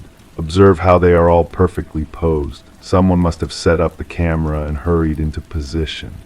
But if the Sutherlands had orchestrated the photo, who was the enigmatic figure haunting the hallway? Enhanced imaging unveiled more about the shadowy presence. Tall, masculine, clad in dark attire. His countenance remained veiled, yet his stance conveyed a sense of intense observation. He stood motionless, as if he belonged there, as if he held rightful claim to that dwelling. Detective Morgan unearthed a chilling pattern. Prior to the Sutherlands, another family had dwelled in the house for precisely a year before evaporating into thin air, and before them another. 5 families over 5 years each vanishing without a trace after exactly 1 year of residency. Meanwhile, Rebecca had resided in the house for a mere 4 months. Delving further, the investigation uncovered ancient building records. The house had been crafted by a renowned architect of impeccable repute, yet the project manager had vanished near its completion. In his stead, a man named Samuel Whitfield had taken charge. Police archives yielded a solitary photograph of Whitfield, a tall, gaunt man with hollow cheeks and piercing eyes. When digitally aged and juxtaposed with the figure from the Polaroid, the match was undeniable. However, Samuel Whitfield's demise had been reported as transpiring in a construction mishap shortly after the house's completion, his body lost within the rubble of another building site. The focus of the inquiry shifted to the basement. Using ground-penetrating radar, anomalies beneath the concrete floor were detected, inconsistencies in density that defied explanation. As the jackhammers breached the surface, a putrid odor assaulted their senses. Buried beneath layers of concrete and soil, they unearthed them. Not merely the Sutherlands, but all the missing families, preserved immaculately in the cool, dry earth. Among their possessions lay a camera, the same camera that had captured the Polaroid discovered in the attic. And myriad more photographs, each unveiling a distinct family, smiling obliviously, while a spectral figure loomed in the shadows. The house was cordoned off as a crime scene, and Rebecca would never return. As investigators meticulously cataloged the evidence, they stumbled upon a hidden crawlspace concealed behind a false wall in the attic. Within lay a small cot, photographic equipment, and a journal brimming with meticulous observations of the families who had resided within. The final entry bore a date merely 3 days prior. "The new one is different. She discovered my photograph too swiftly. I must expedite my plans." Under police protection, Rebecca relocated to a hotel. One restless night, her slumber was shattered by a ringing phone. Answering, she heard naught but ragged breathing. Then a click, followed by the mechanical whir of a Polaroid camera ejecting a photo. The investigation persists to this day. The house looms in silence, its windows veiled in darkness, its mysteries veiled. Samuel Whitfield remains elusive, his true identity shrouded in uncertainty. Some investigators speculate his demise decades ago, while others contend he merely sought out a new abode, a fresh persona, a new domain. And somewhere in a shadowed chamber, photographs develop new families, new abodes, new watchers in the shadows. The sole certainty is that those who quest for the truth regarding the man in the photograph are now under surveillance themselves.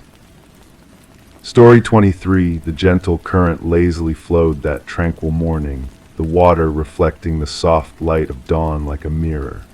The fisherman, his mind occupied with the rhythmic sounds of nature, almost missed the sight of a lone suitcase bobbing near the shore. Initially dismissing it as a discarded item, he felt a subtle unease as he approached it. The pungent odor that emanated from the case was thick and unsettling, impossible to ignore. Wrapped in chains, its edges worn by time and exposure, the suitcase held a dark secret within its confines.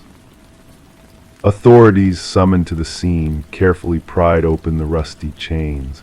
What they discovered inside was not mere clothing, but a haunting sight that sent shivers down their spines.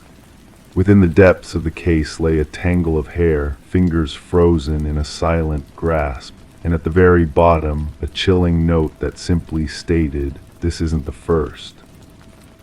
Detective Sarah Mercer, a woman of sharp intuition and unwavering resolve, stood amidst the grim tableau, her delicate handkerchief pressed against her nose to ward off the overpowering scent.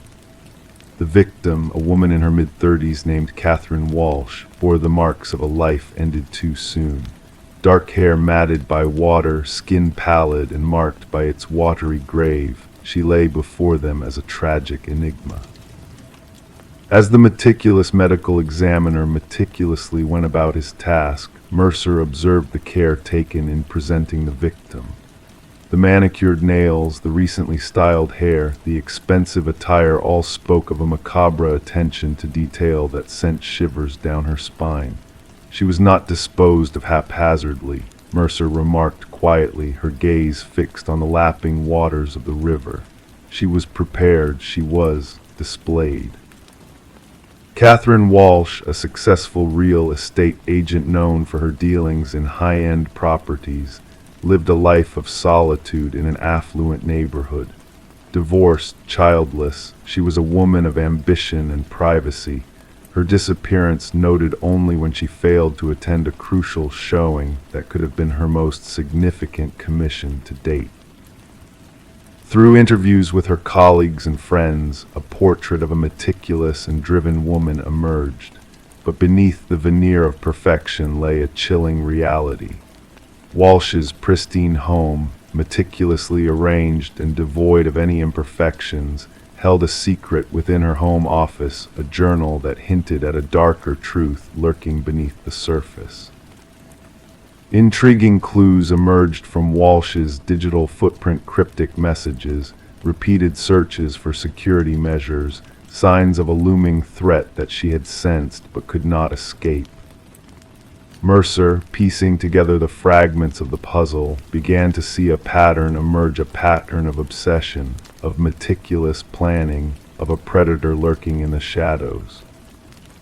A breakthrough in the case came unexpectedly from a humble pawnshop owner who recognized a distinctive emerald necklace that had belonged to Walsh. The trail led to Michael Linden, a nondescript maintenance worker whose unassuming facade belied a sinister truth. Surveillance footage revealed his repeated visits to Walsh's building, his presence a sinister shadow in her carefully curated life. In Linden's modest apartment, a chilling tableau awaited the investigators, a shrine of obsession, a meticulous collection of mementos from his victims. Photos, personal items, detailed notes on their lives, all laid out with chilling precision, a testament to his twisted fixation on perfection and imperfection. Confronted with the evidence, Linden's facade of normalcy crumbled, revealing a cold and detached figure who saw himself as a purveyor of justice, a corrector of flaws in the women he deemed imperfect. His chilling admission sent a shiver through the interrogation room, a stark reminder of the darkness that can hide behind a seemingly ordinary facade. As the truth of Linden's crimes came to light, the families of the victims found closure in his conviction, a life sentence that ensured he would never walk free again. Detective Mercer, haunted by the case, found herself grappling with unanswered questions: what drove Linden to his twisted acts? What inner demons led him down a path of darkness and obsession? The river, oblivious to the tragedies it had borne witness to, continued its tranquil journey downstream, carrying away all traces of the past. But in the quiet precinct on Mercer's desk lay reminders of the chilling case notebooks filled with the meticulous details of lives cut short, a testament to the darkness that can lurk beneath the surface of seemingly ordinary lives. And so, as the world drifted into peaceful slumber, the echoes of a haunting truth lingered in the stillness of the night, the knowledge that sometimes the most dangerous predators are not those who lurk in the shadows, but those who move among us unseen and unnoticed, waiting for the perfect moment to strike. Story 24. In a quiet corner of the precinct, a worn envelope sat patiently, its once crisp edges now tinged with the passage of time. A fresh stamp adorned its face, a stark contrast to its aging appearance, hinting at a recent journey. The detective, known for her keen eye and unwavering determination, approached the envelope with a sense of anticipation. Carefully, she unfolded it, revealing a single sheet of paper within. The message, typed in a hurried and uneven script, held a cryptic confession: "I am sorry for what I did." As Detective Sarah Morgan read the words, a sense of unease settled upon her. The paper felt strangely damp, a faint scent of iron lingering in the air. It was only upon closer inspection that she noticed a reddish smear along the bottom edge, a chilling reminder of the darkness that often lurked within the shadows of the past. With a steady hand, she placed the letter into an evidence bag, her gloved fingers moving with practiced precision. The forensics team's analysis confirmed her suspicions. The reddish stain was indeed human blood, a haunting echo of an unsolved homicide that had haunted the department for years. The victim, a young journalist named Rebecca Warren, had been found in her apartment, her life cut short by multiple stab wounds. Her laptop was missing, her notes scattered like fallen leaves, hinting at a story left untold. The arrival of the letter, addressed simply to Homicide Division, breathed new life into a case long thought cold. The paper and envelope yielded few clues, only faint smudges hinting at the sender's cautious touch. but it was the postmark that offered a glimmer of hope, a thread to follow in the darkness. Gathering her team in the dimly lit briefing room, Detective Morgan pinned the image of the letter at the center of the board, a silent challenge to the unknown adversary.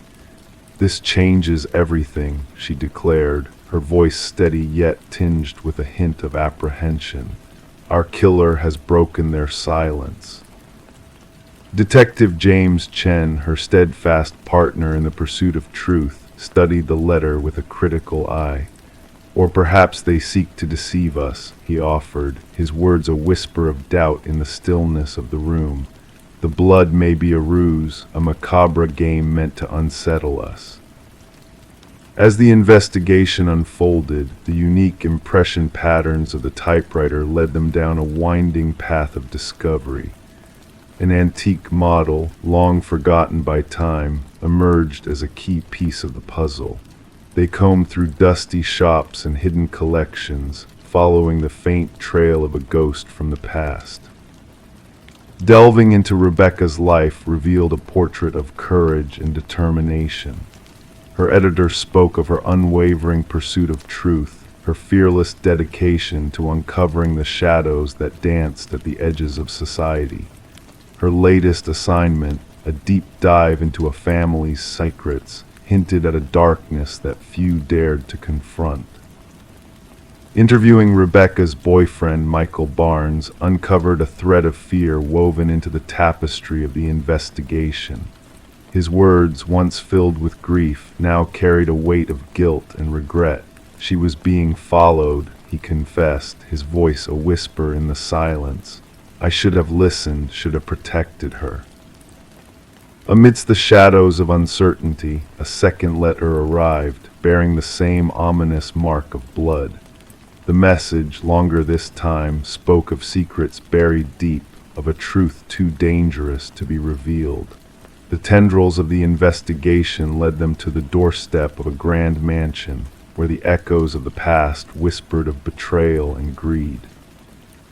In the heart of the mansion, they confronted the eldest son, Richard, a man shrouded in shadows and secrets. His collection of antiques held a silent witness to the crimes of the past, a trail of breadcrumbs leading to the truth. As the net drew tighter, the facade of innocence crumbled, revealing a darkness that lay hidden beneath a veneer of respectability. A breakthrough came in the form of microscopic fibers, linking the envelopes to a custom stationery used exclusively by the family's youngest daughter, Eleanor. Her revelation of Richard's deception set the stage for the final act, a reckoning long overdue. A hidden room filled with damning evidence painted a portrait of guilt and betrayal. Newspaper clippings, surveillance photos, a vintage typewriter, all pieces of a puzzle that had haunted them for too long. The blood analysis sealed the truth, linking the letters to the victim in a web of deceit. But the final revelation came from an unexpected source. Eleanor's recording, capturing the chilling conversation between Richard and Michael, laid bare the depths of their depravity. "She needs to be silenced permanently," Richard's voice echoed in the darkness, a damning confession of his sins. As the wheels of justice turned, Michael's testimony shattered the veil of lies, paving the way for a trial that would reveal the true face of evil. Richard's protests of innocence crumbled beneath the weight of the evidence, his facade of respectability torn asunder. In the hushed confines of the courtroom, Detective Morgan approached Rebecca's parents, her gaze filled with a silent understanding. No words could heal the wounds left by loss, but justice, hard-won and long overdue, offered a measure of solace. The blood-stained letters, silent witnesses to a crime long concealed, found their resting place in evidence storage, a reminder that even the darkest secrets cast a long shadow. The case of Rebecca Warren, a tale of darkness and redemption, stood as a testament to the power of truth, and the unyielding pursuit of justice in a world haunted by shadows. Story 25. It was a strange occurrence, a mere pocket dial filled with static and muffled sounds that caught the attention of the operator. Initially dismissed as a trivial mishap, it soon revealed a chilling truth. Amidst the garbled noises, a voice emerged, a woman's voice, whispering urgently, "He's here." And then an eerie silence descended. The phone number traced back to an empty house, a place abandoned to time for years on end. No signs of forced entry, no disturbances to be found. Yet in the quiet solitude of the dusty kitchen, a phone rested on the counter, its screen softly glowing. The call had been placed mere minutes ago. Detective Morgan Reed found herself drawn back to the playback button, the haunting whisper replaying in her mind like a persistent specter. Desperation and fear laced the voice, rendering it both haunting and inexplicable. The abandoned property bore the mark of the Sullivan family, who had vacated the premises following a devastating house fire that ravaged the West Wing. Since then, the house stood empty, save for the occasional visit from a caretaker who swore no one had trespassed in years. Background check on the number, Morgan inquired of her partner, Detective Walsh. The response revealed the number belonged to Catherine Sullivan, the daughter of the former residents. Tragically, Catherine had perished 3 years prior in a car accident, her existence now confined to memories and whispers in the wind. As Morgan gazed at the evidence bag containing the enigmatic phone, the pieces of the puzzle refused to align. A deceased woman's phone making calls from a derelict house, it defied logic. The forensic team's efforts yielded little, with no fingerprints of value on the device, only elusive smudges that defied identification. No trace of footprints leading to or from the house, no breach in the sealed windows or locked doors. The phone seemed to have materialized on the counter, disturbing only the layer of dust where it now rested.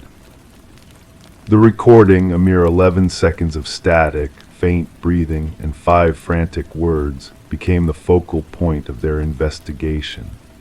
Voice analysis linked the voice to Catherine Sullivan with an unsettling 98% certainty, mirroring her timbre from archived videos.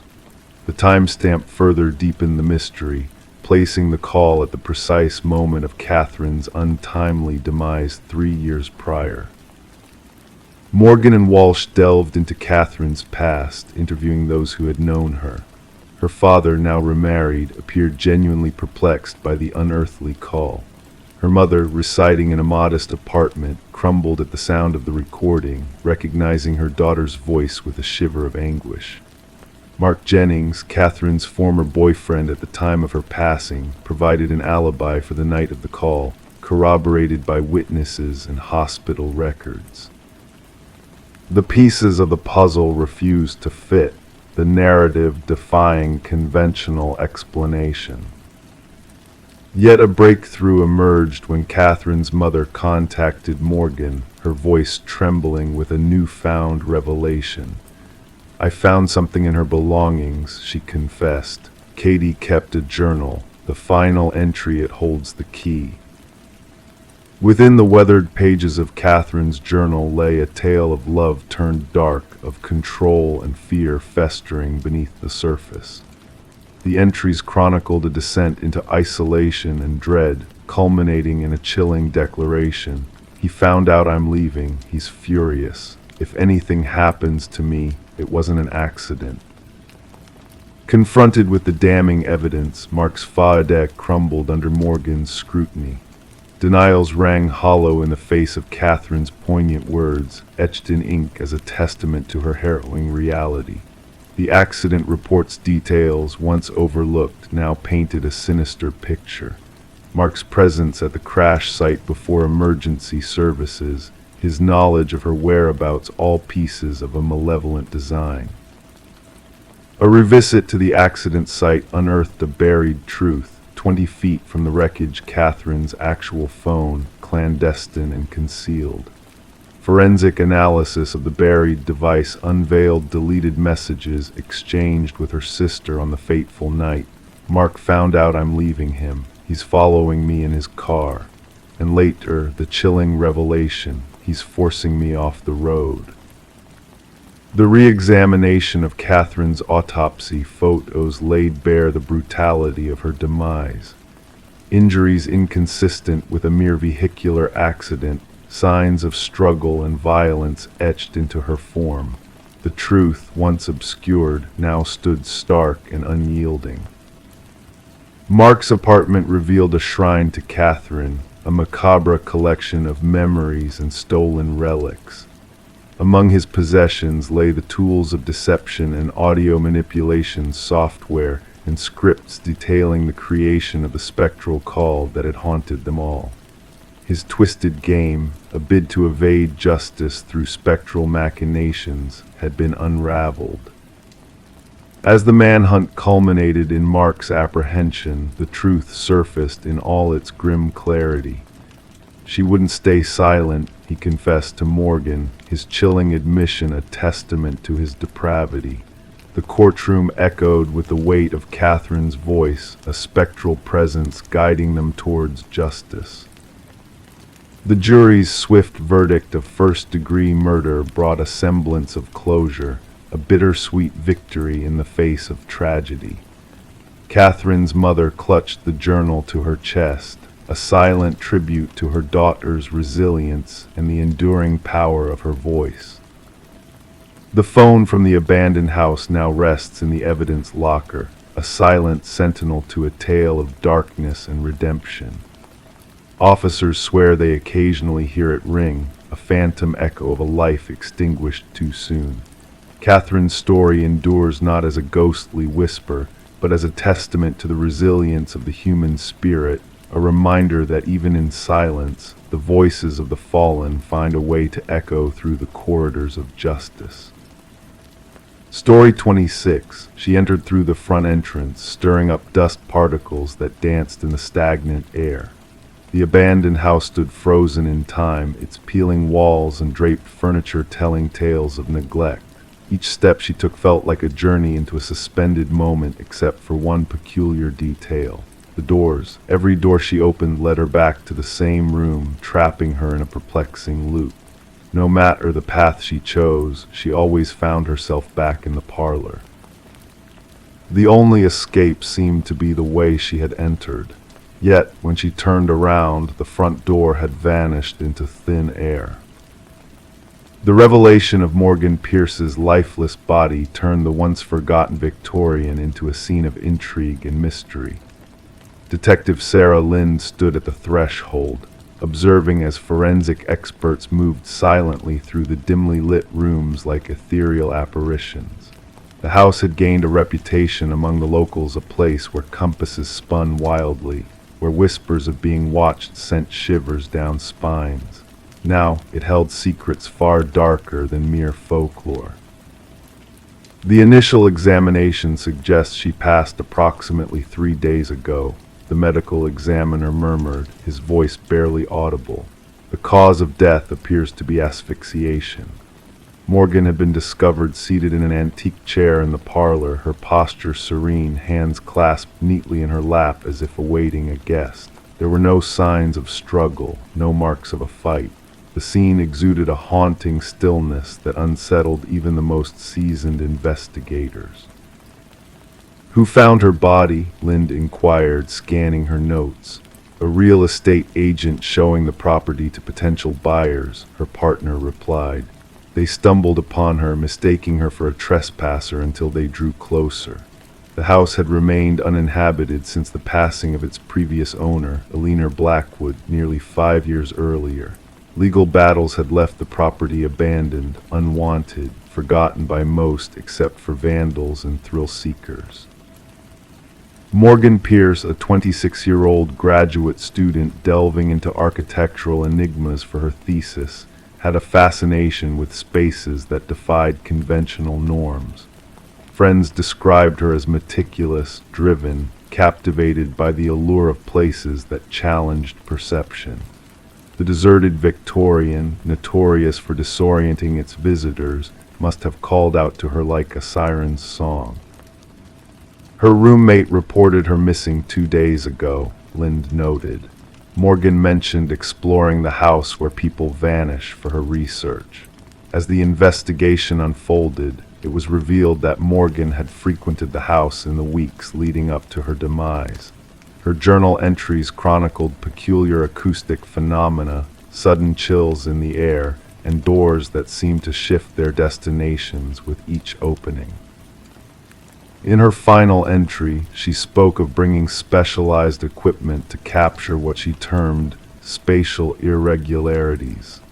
Yet, the equipment remained nowhere to be found.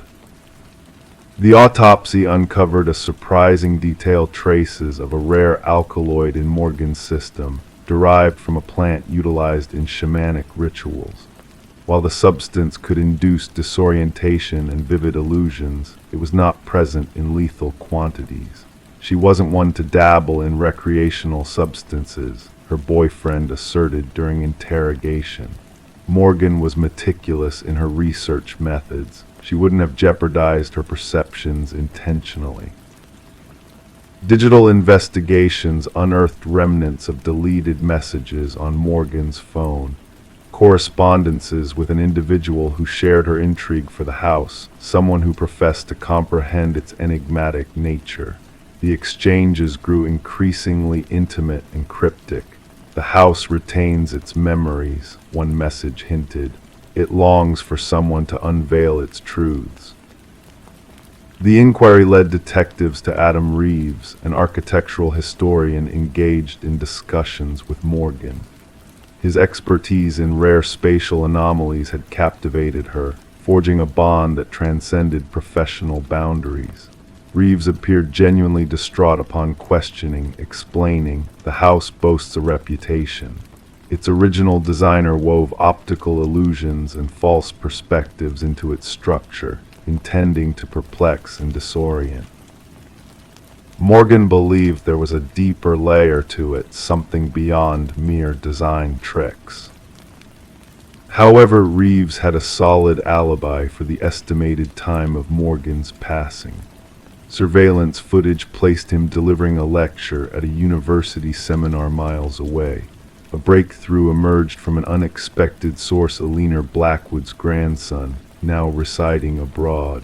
When contacted by investigators, he divulged a dark family secret buried for generations.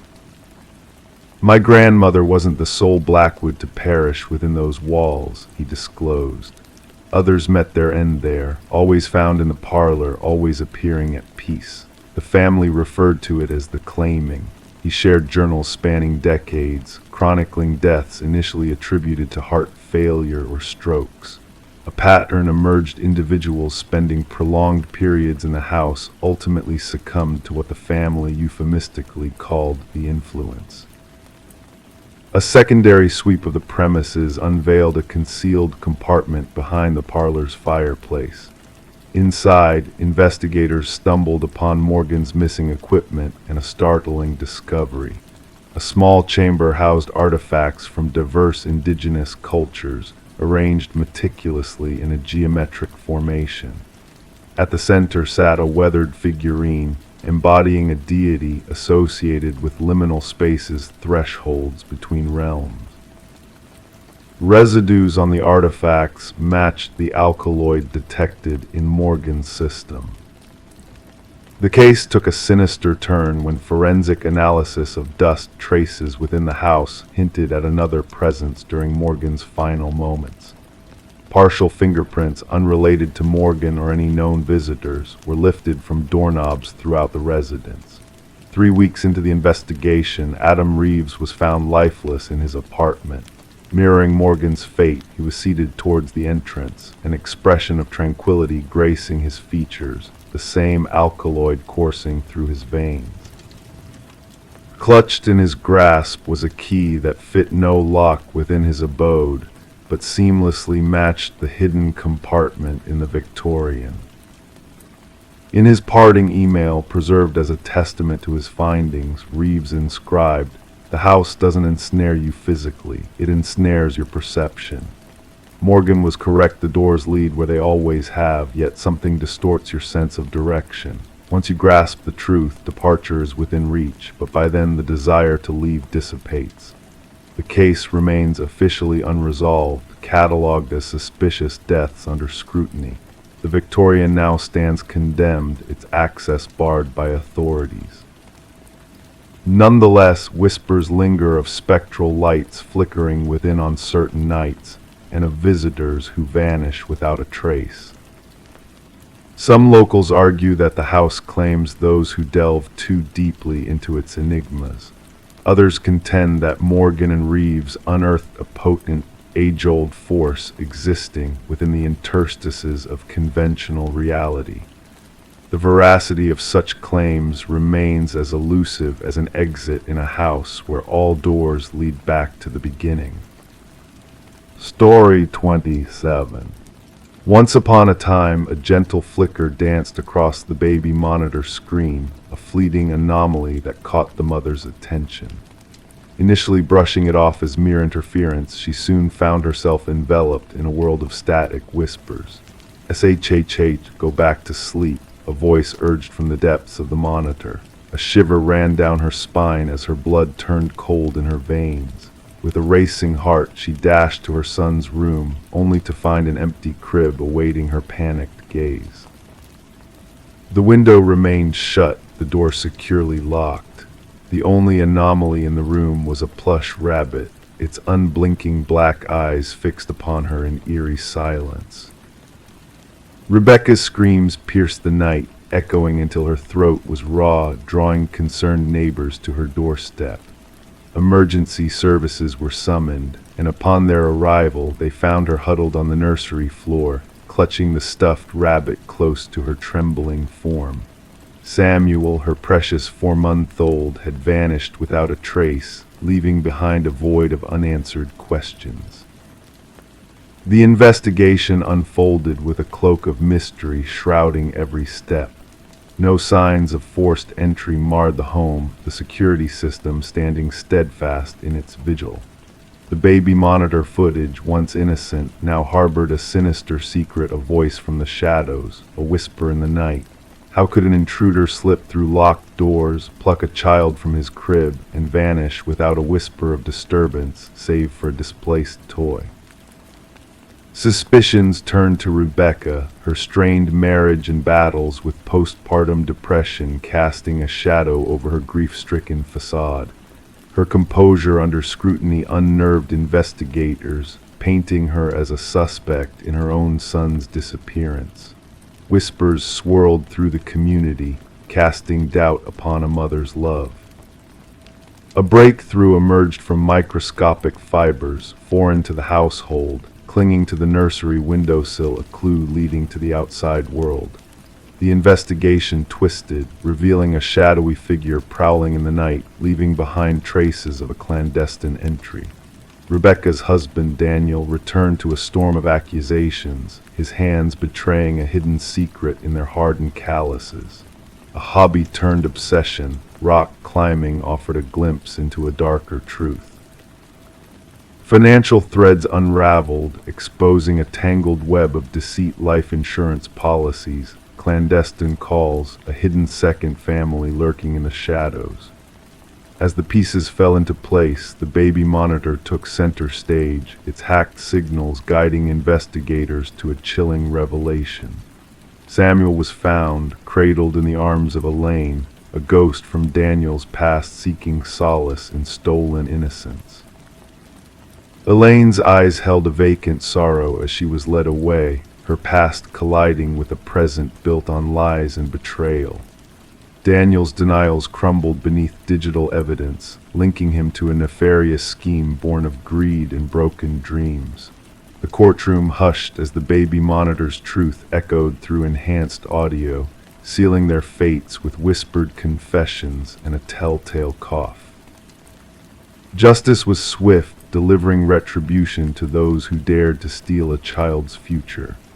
Rebecca and Samuel sought solace in a new beginning, far from the shadows of the past. The case left a lasting mark on the world, a cautionary tale of technology's double-edged embrace. Samuel grew without the ghosts of his past, while Rebecca kept the rabbit's gaze locked away, a silent witness to a truth unearthed in whispers and shadows. The baby monitor, a sentinel of secrets, had whispered the truth in a language only the darkness could understand.